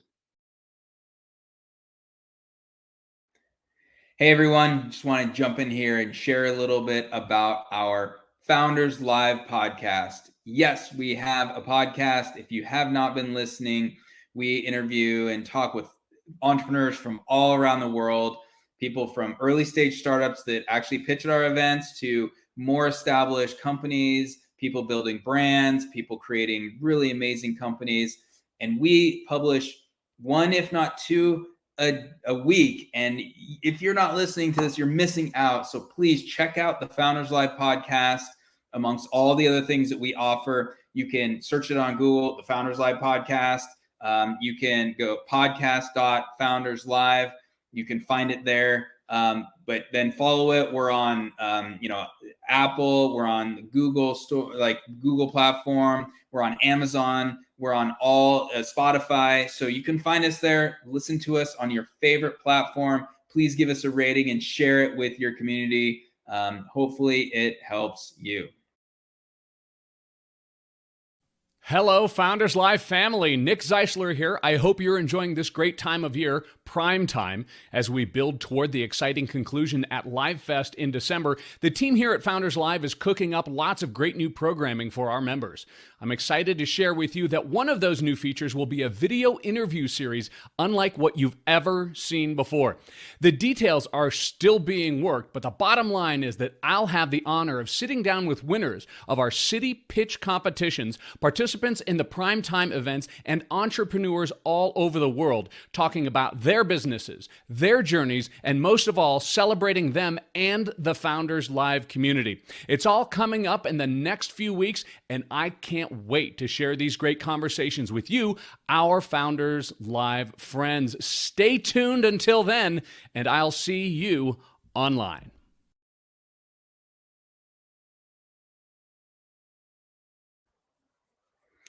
Thank you, guys. Good to see you. Maybe you're watching, maybe you aren't, but thank you for sharing that. And we're so excited to have, the Academy launching here, which I'll touch on a little bit in a second. And then also, you got to hear our podcast, everyone. Just great conversations there. But you know what? We are here. I am excited to drop some news in between the conversations as well as the pitch competition that will happen very, very soon. We have some really exciting new news to talk about that what is next in Founders Live. And we are here to announce the Founders Live digital assets and NFTs. You might have heard of the 3 letters NFTs. Well, there's 4 letters there, but you might have heard about those and you might think like, what is this? And, are you concerned? Or, you think that that's just what, crypto wealthy people are engaging in. But you know what? We see tremendous, tremendous value here. So we are building out a new digital economy. The thing is, Founders Live has evolved into this digital economy, but we're now seeing that there's these new, these new technologies and essentially these protocols and tokens that can provide you more value as well. So we're going to release the company colors, which we'll talk about. We're going to have city and event tokens over time. That's going to be launching early to 2022. And then we're looking at releasing a community currency, essentially a coin. And I'll touch on that at the end of this little talk, but we are so excited about these. And then when you look at that, it becomes a better global community because we now have a unified economy and system in here. And when you hear about NFTs and coins, yes, they might be confusing because they are. There's a little bit difficult to understand and grasp, but they're very useful and they're incredibly valuable, especially depending on the community and what they are dropped in. So let us lead this charge. What are we doing? So through the Primetime series, we are selling a number of different digital assets and tokens, and we're going to take 10% of these sales to provide to the winner ultimately of Founders Live Primetime, which is the Livefest event. So up to $25,000 US. We are going to, you, I, us, everyone is going to crowdsource the winning package. So that's part of the news is let's all take place on this. The stuff that we purchase, not only is it valuable to you, but you can help crowdsource these prizes. These company colors. So we are announcing Founders Live company colors. They're beautiful. We've been working on these in the last couple weeks, and we're so excited. Look at these. So every startup that is a part of Founders Live Primetime, that's 25 startups plus a Founders Live NFT. Which these are all now available to purchase. I'm going to drop in that link right there. Will lead you to a place to purchase. Now, it's a bit it can be cumbersome if you're first time. We will walk you through that in the next few days. But if you want to jump on and buy these right now, feel free. But we are releasing the 25 startups, and that's 5 for each region. So you'll see, the 5 presenting companies tonight are there, and all the other 25 total. And then there's another, so 26 with Founders Live. These are available, and we're, these are available for $100, equivalent of $100 US. So it's about 0.028 ETH. And these are available. We're only releasing 99 available. So there's the number again. $99. We were trying to get $99, but sometimes ETH can change, and so it's dynamic pricing, obviously, with the cryptocurrency. But hey, we are releasing 99 of these out in the public. That's it. That's it for these startups. If you want to support them, if you want to hold them, these are available for purchase. Now, and I know it's a little bit of a small type there, but you can own a limited NFT provided. This is the first Genesis release from Founders Live. This is an important note. By holding this token, specifically N company color NFT, you receive, for the amount, which is $100 roughly, you get a value of $550 of our premium membership. That's 1 year, all of 2022. So you're basically spending $100 to get almost $600 of value of the premium membership experience. That includes access to our new platform that we're going to release, resources, classes, the academy that was just spoken about, a lot of other perks and stuff. So look, $100 for $600, that's what these are about. We're basically wrapping these into the membership, but you're then able to hold an NFT, which is awesome. You can support your favorite startup and own a piece of Founders Live history. Go to those links. You find them all. We're so excited to release this. So if you get 3, because you can buy numerous, you can buy numerous of the same startup. You can buy numerous. You can buy all 25 or 26 actually. But if you buy 3, you get 2 years of membership for, that's basically $1,200, almost $1,300 worth of value for $200. Then if you hold all 25, if you choose to, we're going to give you an outside board seat to Founders Live, where you're at the decision table in our quarterly meetings. You can help us frame the future of Founders Live. That purchase gets you into the serious seats. So we will deliver all this to you later, so you don't need to write it down, but these are available. They're available until the end of the year, until they're sold out. Again, 99 only for each startup. We're also announcing here the Startup Supporter Token. And I actually don't have the exact image here, but you'll see that this was a placeholder, and I didn't have enough time to get the image on there, but you'll see our I support startups, NFT, our token, and that purchase is actually for 0.0015 ETH, or it might be 4. Yeah, it's 1.5 ETH. So it's roughly about $5 US. You can purchase any amount of those, but all 100% of that goes to the winner's award. Again, we're going to go up to 25,000. So help us crowdfund these prizes, and you can hold those tokens. They're really cool. A lot of other stuff is going to come with holding those tokens. Essentially, these NFTs are kind of like keys that get you into different rooms, different things. Also, we're announcing the Primetime POAP token. That basically means proof of attendance. This is free, and you'll notice it's a GIF right there, and we're excited about that. That if you collect all 5, so each event is going to have this free token that you have qualified to receive. If you hold those, if you hold all 5, you get VIP status into the Livefest event, which there's going to be some pricing around that. But you get that for free just because you showed up to all of these events. And you can see there that, we're giving away, there's going to be a raffle for certain things, and some other NFTs, tokens, and some things that we're really excited about. So those are free. Grab them. It's available to you. So excited. And the last thing that we are announcing here today is the day 1 pick. You've probably seen this. If you haven't, hey, that was the very, very first Founders Live event. That was March 28th, 2014. If you look deep enough, that'll actually say Feature Friday. So I started Founders Live in March 28th, 2014 as an event called Feature Friday.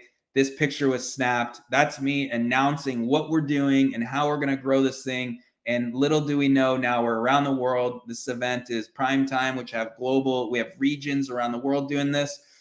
This picture is now available. This is one of one. You will hold the original file picture. That is now we're releasing that starting at 14 ETH. So it's about $48,000. And that's going to go down every single second until it's purchased. So it's a reverse auction basically. So it's going to continue to release. And at some point, if you want this, at some point you want to jump on. The holder of this NFT will also have a board seat within our executive meetings. You will be at the decision table. So if Founders Live means something to you, you want to have a little more influence on the company. That's one of the benefits, but this is one of one.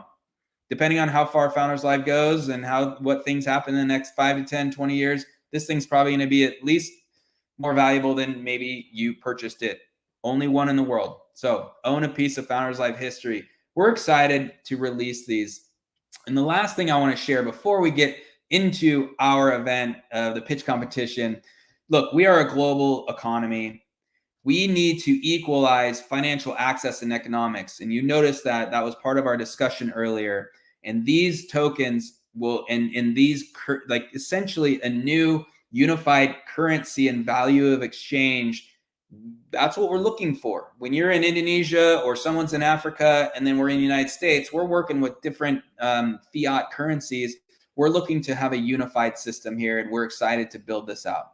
So that's why it's important. It's access and it's improving economics around the world. So join us in our expansion and growth. We're really, really excited. NFT, that address might not be working too well right now. So that address will be working though soon. And what I dropped in the chat is where you can go find those NFTs. So I'll do that one more time, actually. Let's see, right there. That's where they're all listed. Go check it out. We're really excited. So thank you all for that. And we got a lot more of that down the road. All right. Woo. So who is ready to now get going with, I'm going to share my screen one more time. We are now going to get started with the event. I'm just going to walk through a few things real quick around what are we doing here. We're going to hear from 5 early stage companies. These are finalists for Founders Live Primetime North America. Look at that lineup. So excited. We have, Arthret, Zestify, Clean, Typoscript, and EasyNet. Great companies. I'm so proud of these companies. They pitched at their event. They won their city event. They then went through qualification. Some of you, if not a lot of you, probably voted for them to get here. They're now at the seat at the table, Founders Live Primetime North America, and we're ready to hear from them.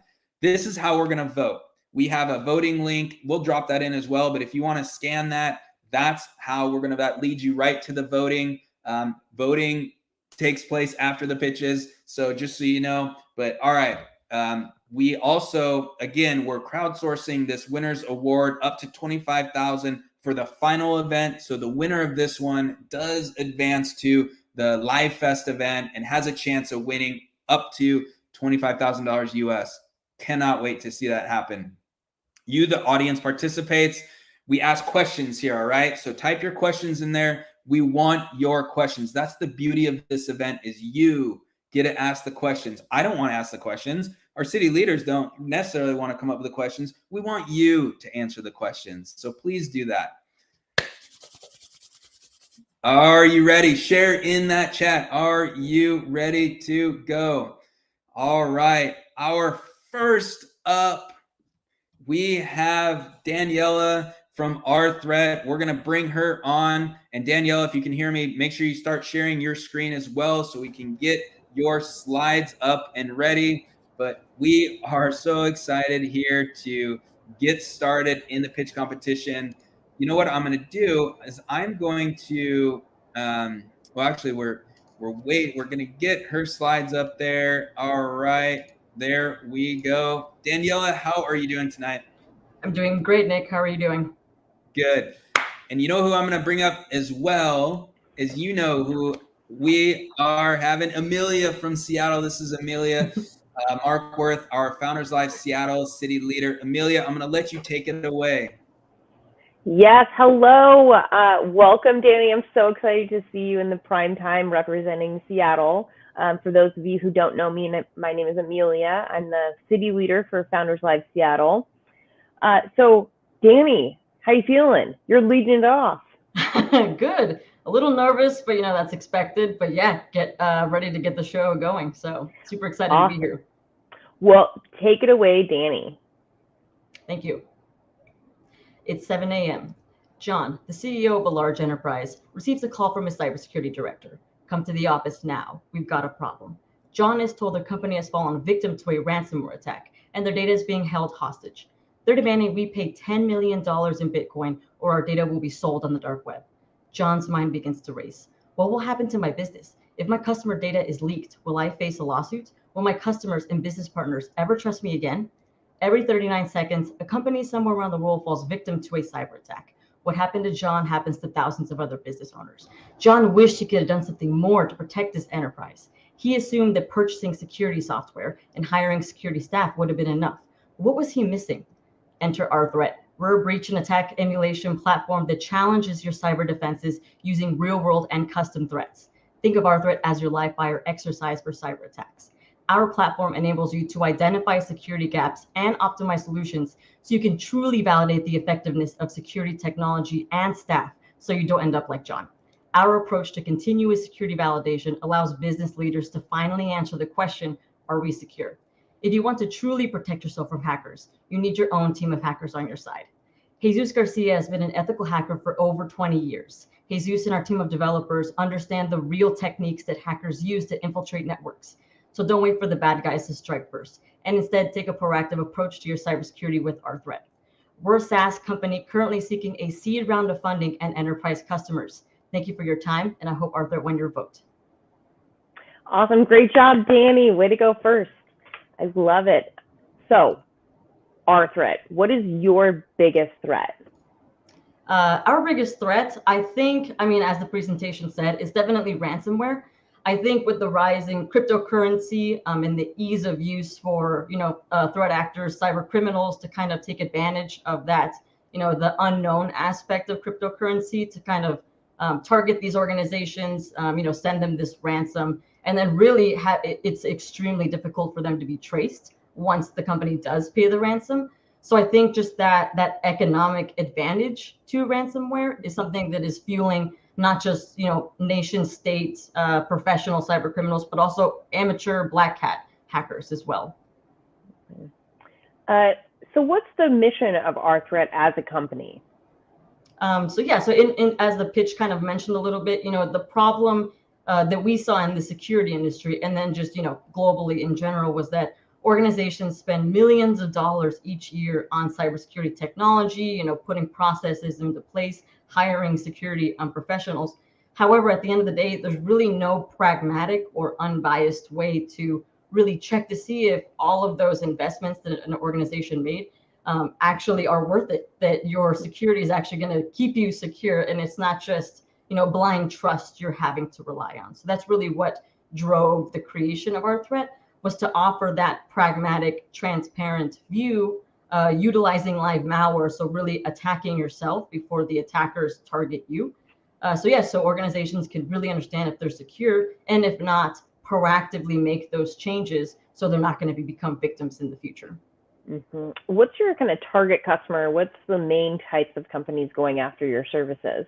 Yeah, so right now we've been growing a lot. We've been in a really rapid hyperscale growth period in the company. So we have 7 end customers, 5 of them being in the financial industry. So fintech, banking, this is the type of technology that's really interested to them, but also partners. So managed security service providers, value-added resellers. We have 16 current signed partners that we're working with. So adding this type of innovative tech to their offerings for their existing customers to really help spread this type of technology over the globe.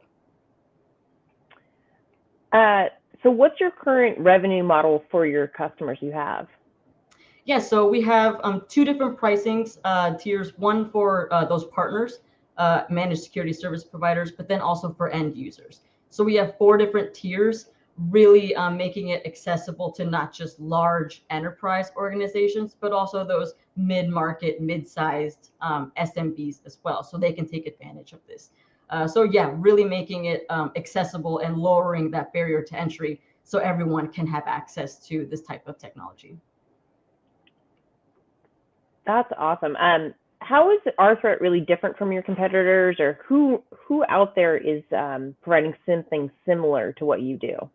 Yeah, of course. So we fall into the category of breach and attack simulation within cybersecurity. However, we're the next generation of that, because organizations like SafeBreach, Mandiant, Attack IQ, Simulate, they really they carry out their assessments using simulation. So really not emulating. It's not real attacks. So just hypothetical signature-based testing, like attack scenarios, like tabletop exercises. So yes, that gives some transparency, but they're not real attacks that they're using. It's all hypothetical. So that's where we come in, because we believe the only way you're really going to be able to see if you're safe or not is by using live malware. So real malware, not ones that have been neutered or defanged. So that's really what our mission is and what sets us apart. Oh, thank you. So great job, Daniela. Great job. And Art, Brett. Love it. Amelia, thanks for jumping up and stepping in. Always. I'm always here for Seattle, here for Danny, here for Founders Live. Come check out our Seattle events. They're pretty fun. All right. All right. Thank you, Amelia. It was great seeing you. Thank you, Nick. Yeah, stick around. All right. Next up, we are excited to have our second presenter, and we are talking about Zestify here. And we're going to bring up Kajenwa, who is one of our city leaders, and we're bringing up Asan here. And Asan, feel free to share your screen so we can get your slides going. And we are so excited to get this started. So there they are. Kajenwa, I'm gonna allow you to bring him in, and maybe ask a few, just get him ready, and then you can get that started. All right. Okay, awesome, Ishan. So nice to meet you. Nice to meet Zestify. Thank you for being here. We are so excited to hear your presentation, okay? And we're ready for you. How are you feeling, by the way? A little nervous, yeah. Okay, you want to do a quick happy dance to get out the butterflies a little bit? I'm doing it. All right, done. All right, awesome. Are you feeling that vibe? Yeah, and I got vibe too. Okay, good, because we have about 100 people looking at you right now. And in about 20 seconds, you're going to fly to the moon and you're going to take us where you are. Does that sound right? To the moon and Mars and back. Okay, awesome. And take it away, Ishan.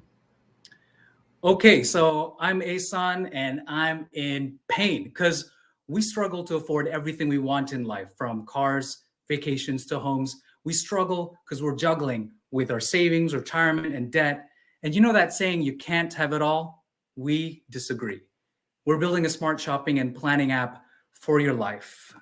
That way you can focus on what do you want to explore, from fun events, local getaways, to dreamy travels, to cars and homes. And to start, you pick what you like, and our AI, given your finances, will then show you personalized options you can afford now or later. And you could make it as a goal or purchase. And the way it works is, given your financials, the app automatically plans your emergency fund and retirement. Then with the extra cash you have left over, it predicts what that looks like and then guides you to explore and reach your dreams. We've got a great team. I'm Asan, the CEO. I'm about the vision, the story, and I'm Asan, the chief scientist. I'm about data, algorithms, tech. And I'm Asan, the chief designer. I'm about the product, design, experience. And what you should do right now is go to zestify.com, get on the wait list for the launch of our prototype. We're about smart shopping and planning for your life. Our mission is to guide you to explore and reach your dreams. See you there.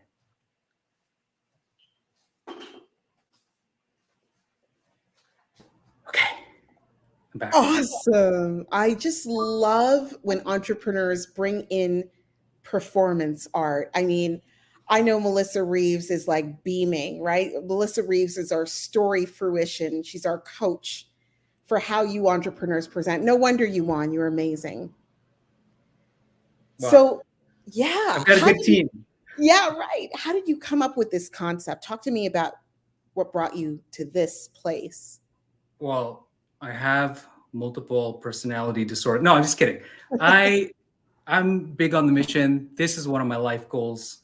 And I'm a data scientist by practice, first generation entrepreneur. And I'm putting all of that and the suffering that I've seen and putting it into tech that can scale for the masses. I love it. I love it. Talk to me about some of your competitors out there. I love the piece about putting money away, but what prevents some of the larger companies such as TripAdvisor from doing exactly what you've mapped out here?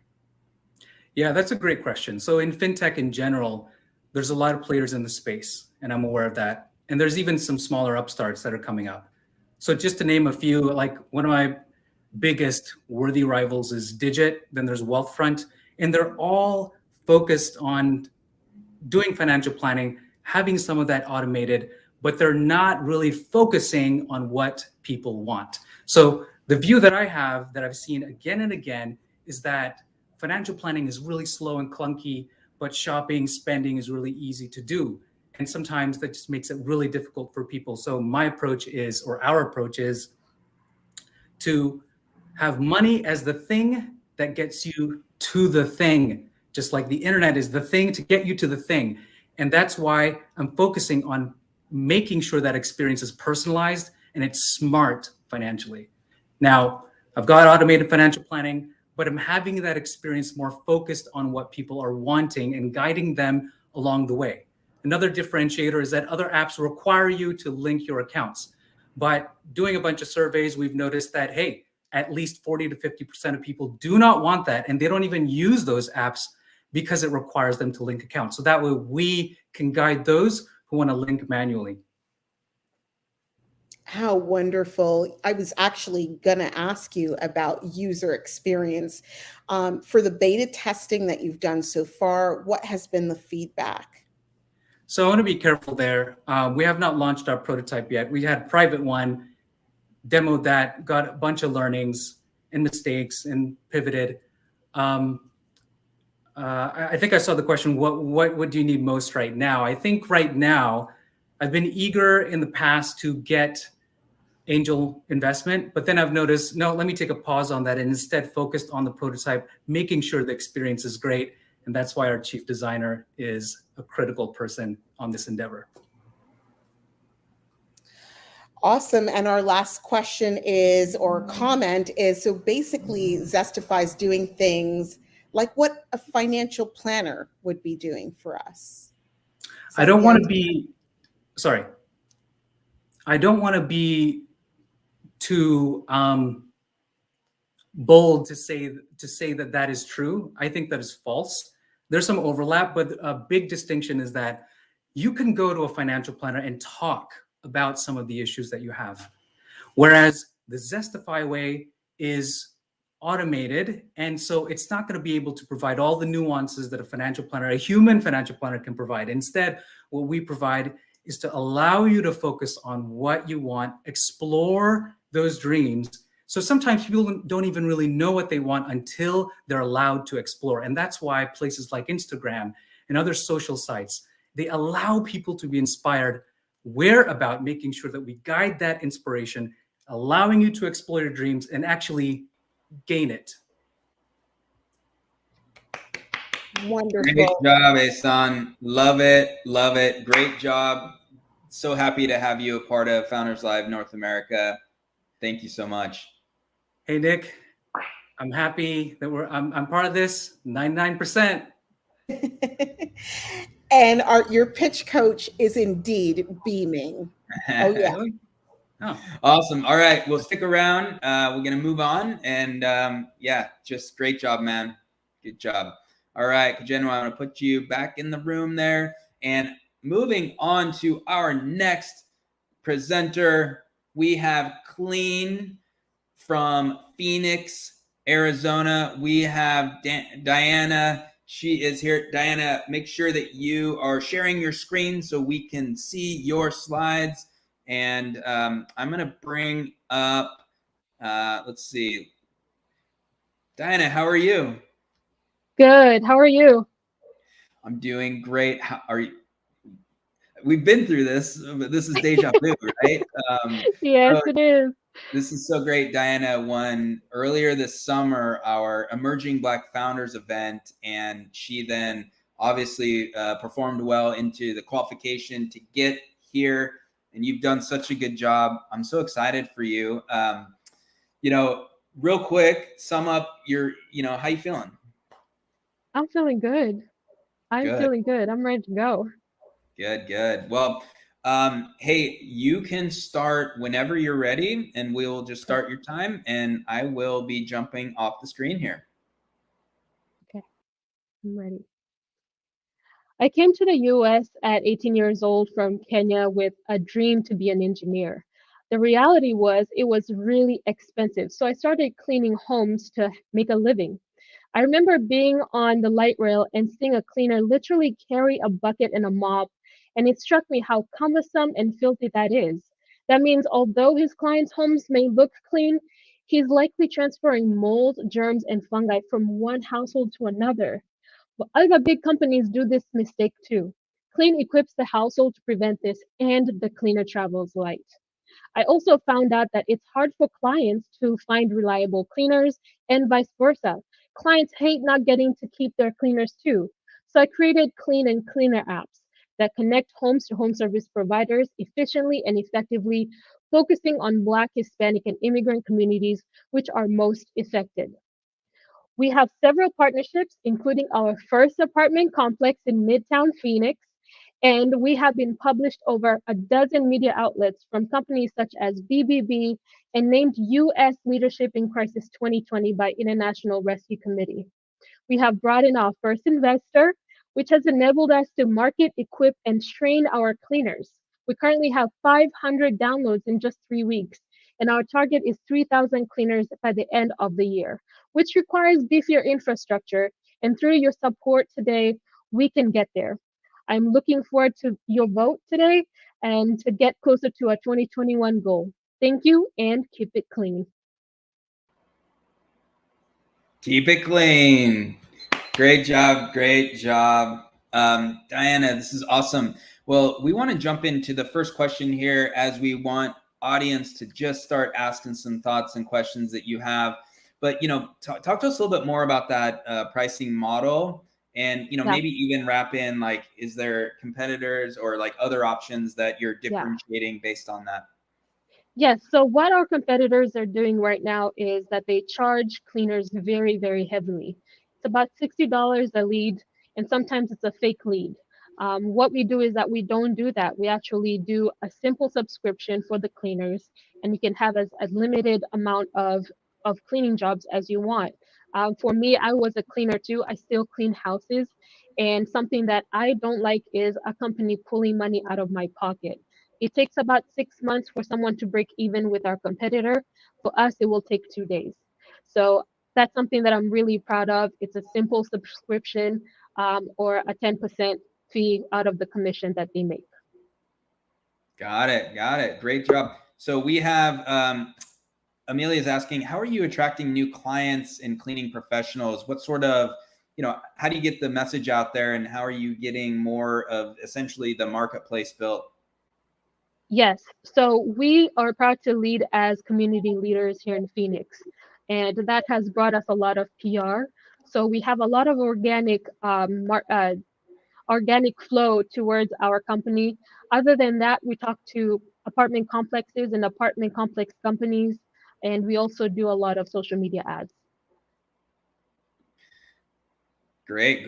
So we have another thought here on, in terms of proprietary, or talk to us a little bit about what you feel is like that, again, the kind of differentiation in proprietary versus, another way to ask this question a lot of founders get is, well, why can't another person or another team or, Microsoft build this? So, talk to us a little bit about that proprietary nature of what you're building. Yes. So on the most basic way, we are trademarked. No one's able to take our color, our logo, what we stand for. We stand for something that's a lot deeper than just making money in business. We also are very proud of removing any algorithm bias. This is something that's big in the gig world economy with apps, is that some people are put higher than others. That in the cleaning industry is something that is a huge pain for cleaners, and we decided that we're going to stop that. All right. All right. The last question here is, really we like to ask this is, what do you need most right now? What's on, the forefront in terms of, is it more cleaners, more, because this is kind of locally based, so are you looking to expand to other regions? What sort of things would you want help with? So, great question. We we opened testing for about 3 weeks, and we had 500 people download. So we are not having any trouble getting people who need cleaning. But in terms of cleaners, we have small pockets, and that's something that we've noticed with the market, is there's the small pockets everywhere. So what we're doing is we're partnering with more cleaners, whether it's from small cleaners, contractors, or small businesses. That's where our biggest need is.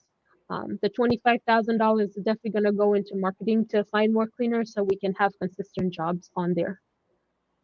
Well, very good. Very good. Diana, love the pitch. You're doing great. And it's so nice to have you a part of the event and in this journey with us.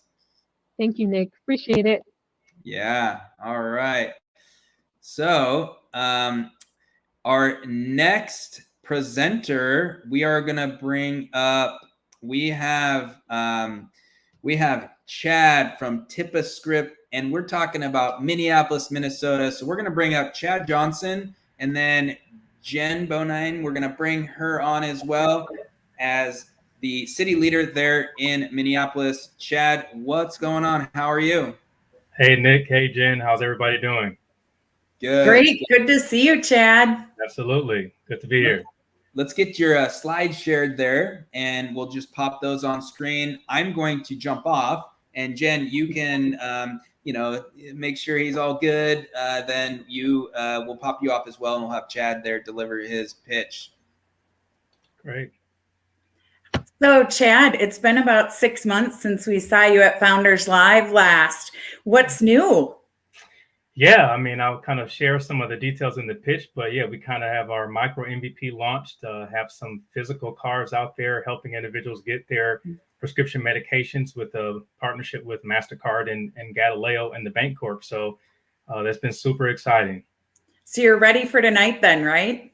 Yeah, always ready to share. This is definitely, a dream to see things like this come to fruition. So always ready to share this, the journey. Well, I'm excited for you, Chad. We'll let you take it away, and I'll let you take it from here then. All right. Well, good. Thank you. So I'll just start by saying that 1 in 5 American adults struggle to pay for their prescription medications. That's over 58 million people, and many are afraid to ask for help. And one of those people happened to be my mother. She lost her retiree insurance, was forced to apply for Medicare, and her out-of-pocket expenses skyrocketed from less than $20 a month to over $400 a month for the same medication. And that's the problem. Prescription medications cost too much. People stretch insulin, chop pills in half, stay ill, or possibly even die simply because they can't afford to pay for medication. And so right now, if you have someone you care about that needed your help with paying, you'd probably send money on Cash App, Venmo, or GoFundMe, but it's the honor system and you don't exactly know what they will use the money for. So that's why we created TipaScript, so that people that want to help can trust that the money that you send is only going to be used for the intended purpose that you sent it.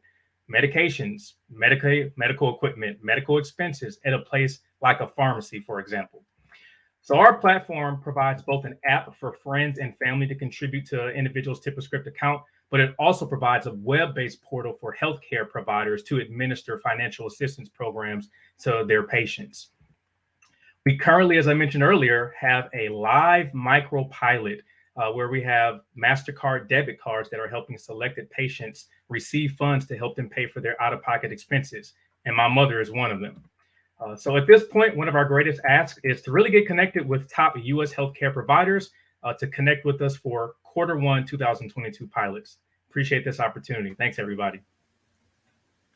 Awesome job, Chad. It's so great to see some of the things you're doing and the progress you've made. And while we wait for some of the questions to come up, maybe could you share, because I know the backstory on this, where the name came from? Yeah, my mother actually is the inspiration from it, not only just from a need, but also she gave me the name. Literally, we were sitting in my brother's house in Atlanta in 2019 for Thanksgiving, watching Shark Tank. And she dropped the news on us, right? That inspired her to say, hey, what do you guys think about, helping people pay for their medications? And we're like, well, what are you thinking? And she said, well, God gave me the name TipaScript over 20 plus years ago. And she remembered reading about seniors eating cat food because they can't afford living expenses and paying for their meds. And she found herself in a situation, and typical mother didn't want to bother, her children. But yeah, that was the inspiration. And as I mentioned, over 58 million people likely fall into this category where they're choosing between, food and living expenses or medication. Yeah, it's a tough thing. And so someone asked, and we've talked about this before, Ted, but so they were asking, is this basically a healthcare savings account? Maybe describe how that works in terms of how you categorize it with what it's doing for people that maybe don't have access to those. Yeah, I mean, that's an excellent question. And so what we would liken this to is similarly, it would be more of a socially or crowd-funded health savings account. So a traditional health savings account is essentially a person having pre-tax dollars taken out of their paycheck, and their employer works with the benefit plan that puts that money to the side for them to spend on, going to the dentist or medications and things of that nature. But what if you don't have enough money to put to the side that helps you keep up with your out-of-pocket expenses? No one else is able to give to your health savings account. And so we're somewhat democratizing this and saying anyone should be able to help you cover your out-of-pocket medication expenses, especially friends and family, but even the healthcare providers that you're saying who don't want readmissions, right? Because people can't afford to pay. Even the pharmaceutical companies who create and manufacture these pharmaceutical medications can really contribute to help people stay alive and well. So yeah, we definitely want to ensure that we kind of get really divergent with this concept of saying anyone should be able to help you cover expenses that keep you alive and well. So another one, just any differences you can note of this app with insurance. We talked about a little bit as you were, speaking about the differences in the health savings accounts, but maybe, how this works around family members, like you were mentioning, other folks who have the opportunity to say maybe contribute to even strangers. Yes. So we've got two different platforms. So one is the actual app that we're building on the front end. And that's really where friends and family individuals will be able to send funds to individuals' accounts. So similar to what you may do on Cash App or Venmo, to a certain extent, kind of really in theory, the GoFundMe, anyone would be able to send funds to your account, right? Where, they're going to have to verify their bank information through a, integration with Plaid as an example, and send funds directly to you. Those funds don't go into the individual's personal bank account. So they stay in the TipaScript ecosystem until you actually redeem the funds. So that the funds won't go anywhere else. And then we have a second tier, which is more of an administrative portal. So a healthcare provider wouldn't use an app. They'd use our web-based portal to really onboard patients, create accounts and direct funds to them. So there's two different revenue models and tiers. But for the average person, who says, hey, I'd like to put out my TipaScript handle and let people know that they could send funds my way, or, friends and family who want to do it on a recurring basis, they'd be able to leverage our app that would be on their mobile app store, Google Play, hopefully in Q1 of 2022. That's awesome. And then we talked about the restriction on spending. So, a lot of family members, like you mentioned, don't want the money going to things it's not supposed to, right? You really want it going to these healthcare needs to keep the patients healthy and with the medicines and things they need. How do you do that? Is it similar to how a regular FSA card works where certain things are restricted or skewed, or what is it based on? Yeah, so there actually is one, several levels. You can get as granular as you like to a certain extent, depending on the platform you're on. So one, you can restrict by merchant category. So you can say this card, and we can get very, customized for different healthcare providers and partners. You can say these cards only work at pharmacies, right? Or any pharmacy. Or you can say only at this particular pharmacy in this terminal ID, only this register, as an example. And then even if you're saying only pharmacies, there's something called an IIAS code that's a adopted system by CGIS, where it can get down to the granular level that says, is this a FSA or IIAS approved item? Is it over-the-counter drugs, OTC, or is it a prescription medication? And you can delineate and say it only works for OTC or only works for prescription medications, or both. So you can get as granular and customized as you need to, depending on the program and partner that we work with. Awesome job, Chad. Thanks. I love it. I can't wait to see it out there in Q1. Absolutely. Chad, Appreciate good it. job. Good to see you Thank you. again. And man, I can't wait to get back to Minneapolis. Yeah. Good stuff. Thank you. All right. Good job. We'll see you soon. Jen, yeah, you're all putting out some good companies over there. We definitely are. We have a little AI help. We do some brevity pitch coaching using AI for all of our founders. So it's helping out a lot, I think. So Good. All right. I'm going to pull you off. Good to see you. Thank you. Last presenter here. Look at that. We are just running through here. We have EasyNet from Portland, Oregon. Here we go. And we're going to bring up Aaron McCune and then also Amelia. And we are getting ready here. And Aaron's got her slides. So look at that. Hey, I'm going to jump off and allow Amelia to take it from here. All right. Thanks. All right. Hey, Aaron, way to close this out for the night. Thanks. Here we go, huh? The semi-cloudy sky reflects our current Pacific Northwest weather, even though it was, I swear, 75 last week. Just likes to psych us out, I think. Keep us on our toes. Anyway, Aaron, really excited to hear your pitch. Go ahead, take it away. All right. Thank you so much. So you know that helpless, frustrated feeling you get when you lock your keys in your car? Now imagine if all of your photos and your videos and your memories and all of your accounts were in your car too. That's what happens to all of your online life if something happens to you if you don't plan ahead. In today's digital world, it's no longer as easy as just finding important documents in your filing cabinet and watching for the bills in the mail. Today, most of us have more files online than we have in our office, and bills often arrive in our inbox instead of our mailbox. And worst of all, every account has a username and password required for access. If you don't plan ahead, your loved ones are literally locked out of your important assets and treasured memories. Estate planners tell us digital estate planning is the #1 issue facing families today. Introducing EasyNet. We make your online life easy to see for you today and your family tomorrow. We're the only daily use solution that saves you hours of stress and frustration from day one, combining a simple, secure password manager that automatically captures and autofills your passwords, document storage and sharing, journaling, and a worksheet to capture your critical life details. No one likes to think about death, but we make organizing your information fast and easy. We launched in April 2020 and partner with estate planners, pre-need funeral companies, and as an add-on to other services. We're over $10,000 in monthly recurring revenue and rapidly adding partnerships. Digital estate planning is a $3 billion market today, and it's growing. And EasyNet is the easiest, most elegant solution to this critical problem. Thank you so much.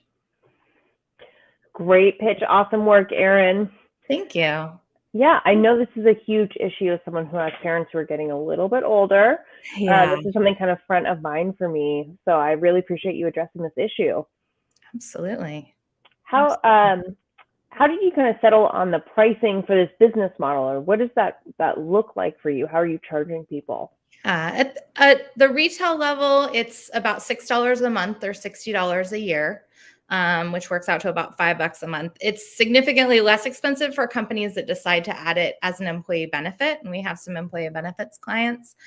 And then we also have some larger partnerships where, again, it's not at the retail rate anymore. It's a little bit less. Awesome. How do you ensure security? I know some people don't like the autofill Security is password. always a big question, right? They're like, okay, this is all of our stuff. How are you making sure? Of course, security is at the heart of what we do. And it took us a long time to get to market because we really wanted to make sure that everything was very secure. We have AES 256 encryption. We're using Argon 2 hashing, which is the most secure way to store passwords that's on the market today. Two-factor authentication. We have the highest level SSL certificate on our site with a $1.75 million warranty. We send you an email anytime there's a login from an unrecognized device. There's a proprietary token that exists between the password or between the browser extension and our database.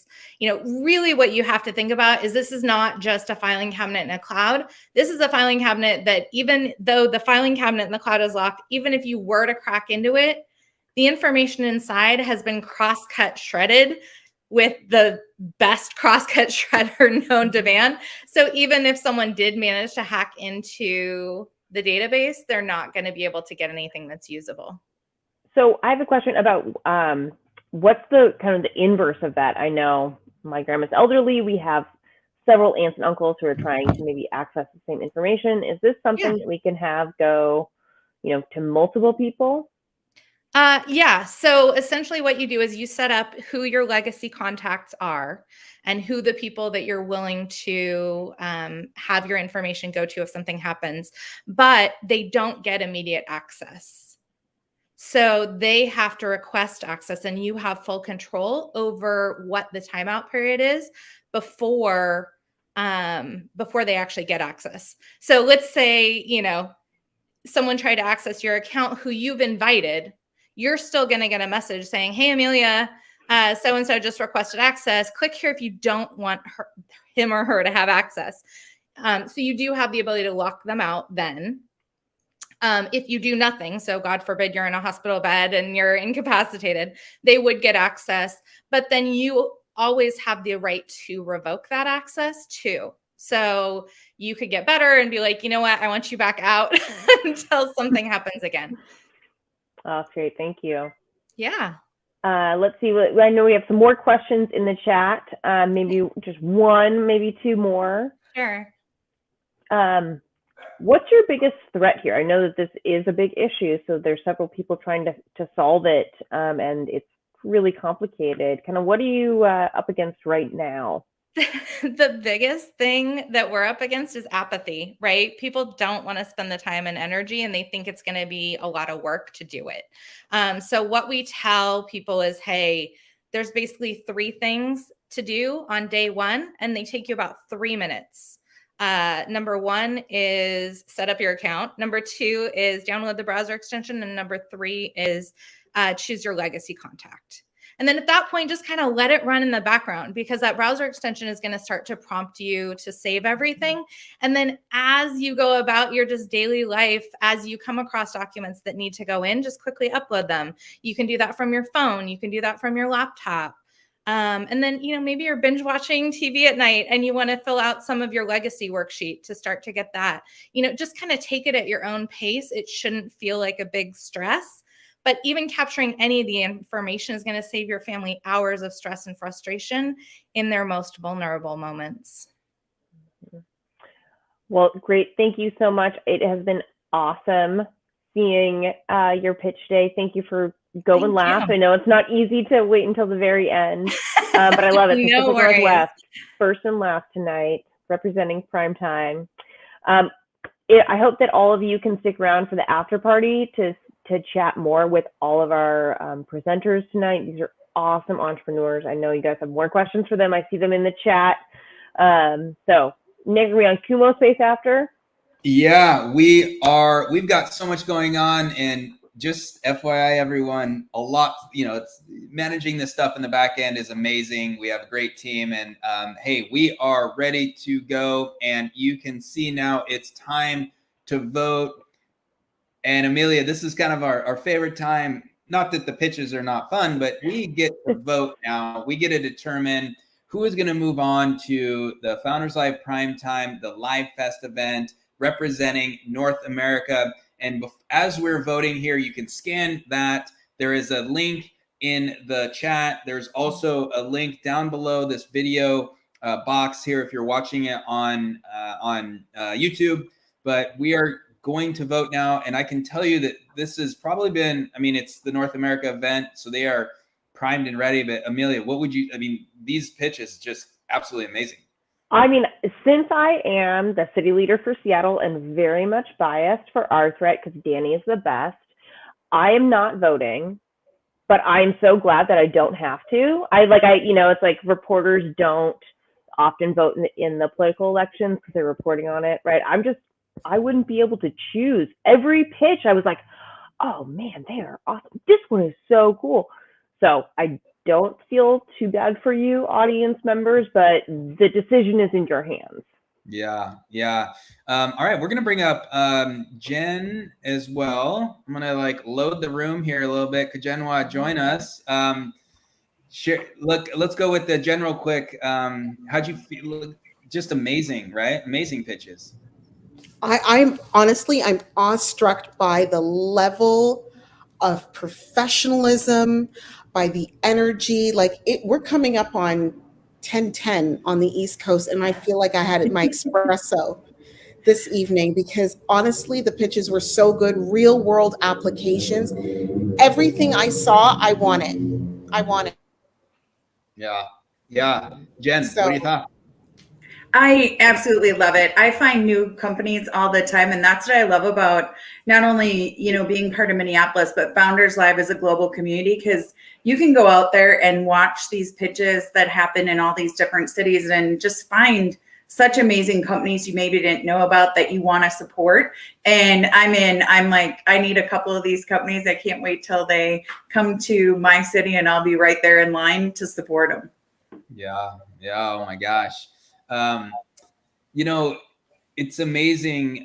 So we know that Melissa Reeves is watching and want to give you a shout out. Melissa. Yes, Melissa. And, Melissa worked with 3 of these. I saw the post earlier today. She shared out that, she had worked with 3 previously from our events and, Portland, Seattle, and then the Emerging Black Founders. So you can see and feel, and even Asan that didn't work with her also had incredible, all of these pitches were great, but you can see it, right? You can see the difference that training makes. I'm thinking back to even working with Diana. She had won for Arizona, and then we did PR work together, and she's just closing right now. She's in closing mode. So it's, and I want to impress upon entrepreneurs who are watching, it doesn't matter who you are, what you've done. Every good athlete, every good entrepreneur needs their team. They need their coaches to back them, to get them to that pinnacle. Yeah. Absolutely essential. All right. So I'm going to come in here and I am just going to say, everyone, so we have the numbers and it is freaking close. And there's 2 that are pretty dang close. And so I have set the timer. I just did a 99-second timer for whenever that goes off, they're now neck and neck. They're literally tied. Oh, there's 2 of them are sitting there tied. Oh my gosh. And so okay. To answer the question, if there is a tie, we're just going to do another 99-second. A sudden death match. This is so cool. Yeah. I'm so excited for all this stuff. And, I just want to mention for everyone, again, the digital tokens and NFTs, they are hot off the press. I just shared the link again and in the chat, and we will send more information to you all about this. These things, one of the best things, and I actually didn't necessarily mention this, and this is the story over prime time, but these are, if any startup sells out of these tokens, so the 99 are sold out and taken by the end of the year, they're going to qualify for what we're calling the Global Exposure Virtual World Tour, and also a PR package, which Jen, I'm going to talk to you about that, but we are going to provide them, these founders, any startup that sells out. So that means you just extinguish all of those tokens. They're sold out in somewhere in the world. Someone's holding them. You will then be able to, we're going to provide this package of showing up when we call it Virtual World Tour. We're going to have you be guest speakers in these events all over the world, because these can be virtual, and we're going to get you massive exposure. It's roughly at about a $10,000 value, and you're going to get that for free. And any startup that sells out their company colors will receive it.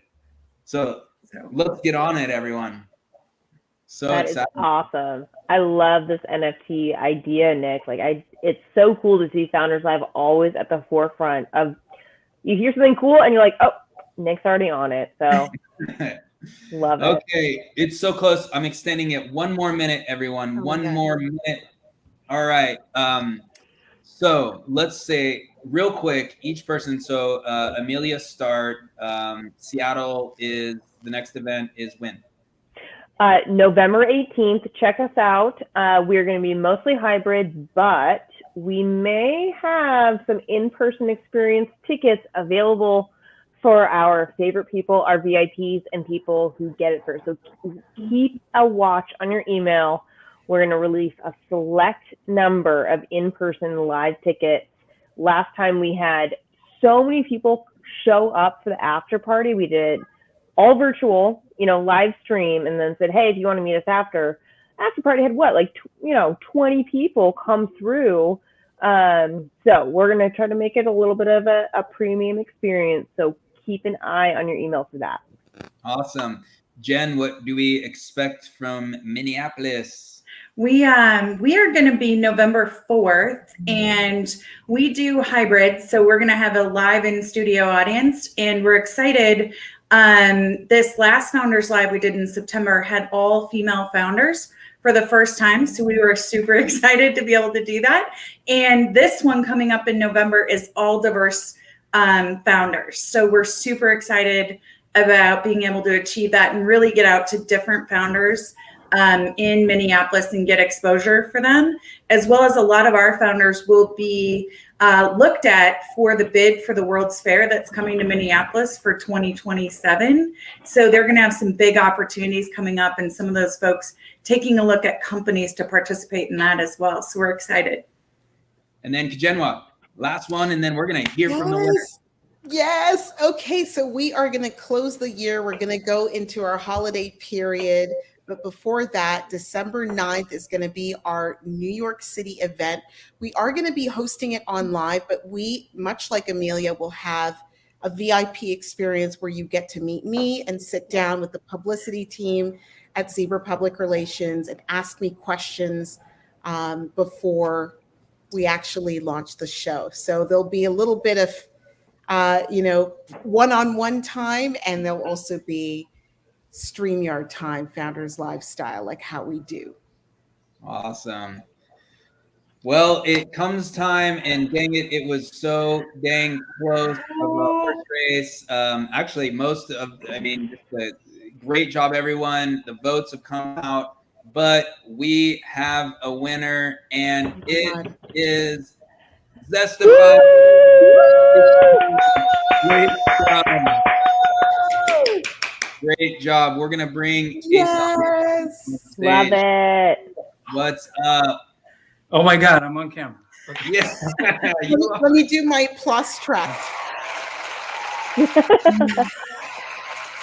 Oh yes. Love it. Man, it's such a beautiful thing. And again, if we could choose 5, but we did choose 5 for North America, and you all did so great. And it's just almost hard to even choose one. And I can just tell you all, you all did great. And again, like I said, the journey doesn't stop. These company colors get you. We want you to continue to, get those. And if you extinguish those, you get those all sold. You're going to continue to go. We're going to put you on a virtual tour for next year, get you more exposure, and hopefully everything that you need. So all of you that did not make the final, it's still all good. But Asan, welcome, my man. And, I just want to ask the question of like, look, you come from, I mean, you're in LA and, you're bringing the kind of a bit more of the entertainment. So I felt like with that angle, just being able to bring some fun. This is like our fourth core value is like, why can't business be fun? And I think you've done that. So that's pretty cool, man. What brought you the thought of like, let's mix some entertainment into the pitch? Nick, first I have to say, I was nervous. Like all these startups, like I don't know who said it. I think it was Kajenwa. Like I want all these. I was thinking, I want that. I would like that. I would like that. And they're so much further along. And frankly, that it's even though I was being funny, hey, here's my team. Yeah, I'm a solopreneur. Let's be real.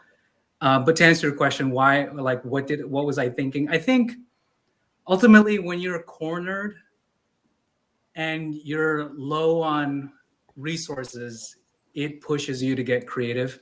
And yeah, I used to work at Sony. I used to work at Hulu. I've had really different hybrid roles where I had to think like a marketer. I had to think like a growth hacker. I mean, that was my job. I had to be a data scientist. And I've had my pedigree is like really serious stuff, like applied math and algorithms and stuff. But really, what made me realize I need, well, to answer your question, I was imagining what CEO, what leader do I need to be in order for me to be inspired by that person? So that's when I realized it's not about me having worked at those places. I mean, it definitely helped. It's not about me coming from Los Angeles. It's not about me having been in entertainment and media. It's really about what do people need? What kind of leader should they want to be that leader and needs to get there? So that's what it's been. Awesome. So we don't have too much time left because we want to close this up and move to the social and the chat. And I want everyone to know if you want to jump in, it's video on Kumo Space. There's video chat. We can hang out. I'm gonna get drink probably and just enjoy myself and just relax, but and celebrate. And I want to join. Look, all of you founders that pitch tonight, please just join in there and hang out. And then if you're watching, come hang out. Let's talk. So real quick though. Any comments, questions from you three ladies there? Congrats. That's all I got. Yeah. Yeah. Thanks. Maybe it Love was the the pick. Australian accent at the end and you did the thing and it was just so fun. We had fun who cares watching. about the AI and the tech and whatever. Yeah, so awesome. All right, so Asa, I'm gonna pull you off, and ladies, I'm gonna pull you off, but then we'll share the links, and you all have been mailed the links anyway, but we're gonna drop these into the chat as well. We actually have chat.founderslive.com. That's our the buzz it in the chat, and then you can see in there as well. There's a link to the video chat, so go hang out where you want. But we are excited to move this into more of a community hangout. So again, Asan, congrats, and there we go. Thank you, everyone. Congratulations. Great again. work. Oh man, it's just this is the fun of it. Lives are changed. Lives are changed when we do this, and that's why we continue to do it. And so I want to thank you three for being great leaders and really living the Founders Live core values. Thank you Love to so be a much. part of it, Nick. Yeah, it's awesome. a pleasure to be here. Awesome. Yep. Well, thank you. I'm going to pull you off, and we're going to finish up here. So, all right. Bye-bye. And last thing here, I'm going to add my slides and want to review a few things real quick. So congrats to all the pitching presenters again. You all rock. Want to remind everyone, the POAPs, collect all 5. We're going to send the email tomorrow, and you have to grab these soon, within 24 hours, and you collect them all. They're for free. And then you're going to get really great stuff in addition to VIP status at Livefest. Some really cool stuff that we're going to roll down the line just for you holding these free tokens. So make sure that you are aware of that. Hey, again, if you want to expand Founders Live, expand.founderslive.com. That's a little form you fill out, and we then will reach out to you and we'll have a discussion and see if it's a good place and time for you to help us expand. I want to thank everyone. I want to thank the panelists. It was really a pleasure to have the conversation. I want to thank you all, viewers and fans, for being here and making this what it is. And I thank the partners and sponsors, for being here as well, supporting us and making this thing tick. So please stick around. We shared in the chat, but we will share it one more time and make sure that you have the Kumo space there, video chat. Please, if you want to join, check that out and join us for a video, just hang out. It's a kind of a spatial thing, so you can hang out with people and have a discussion. If you just want to type, then we have the chat.founderslive right there. For Buzz It, if you just want to not be on camera, but please stick around. This is where the fun happens after this. And again, everyone, thank you. It's been awesome. I am Nick Hughes, founder and CEO of Founders Live, and we are closing up the Primetime North America event for today. Thank you all. Look at that. Thank you, people. Congrats. Here we go. And in Kumo space. So we will leave this hanging for a few minutes, but we will see you in there. See you later, everyone.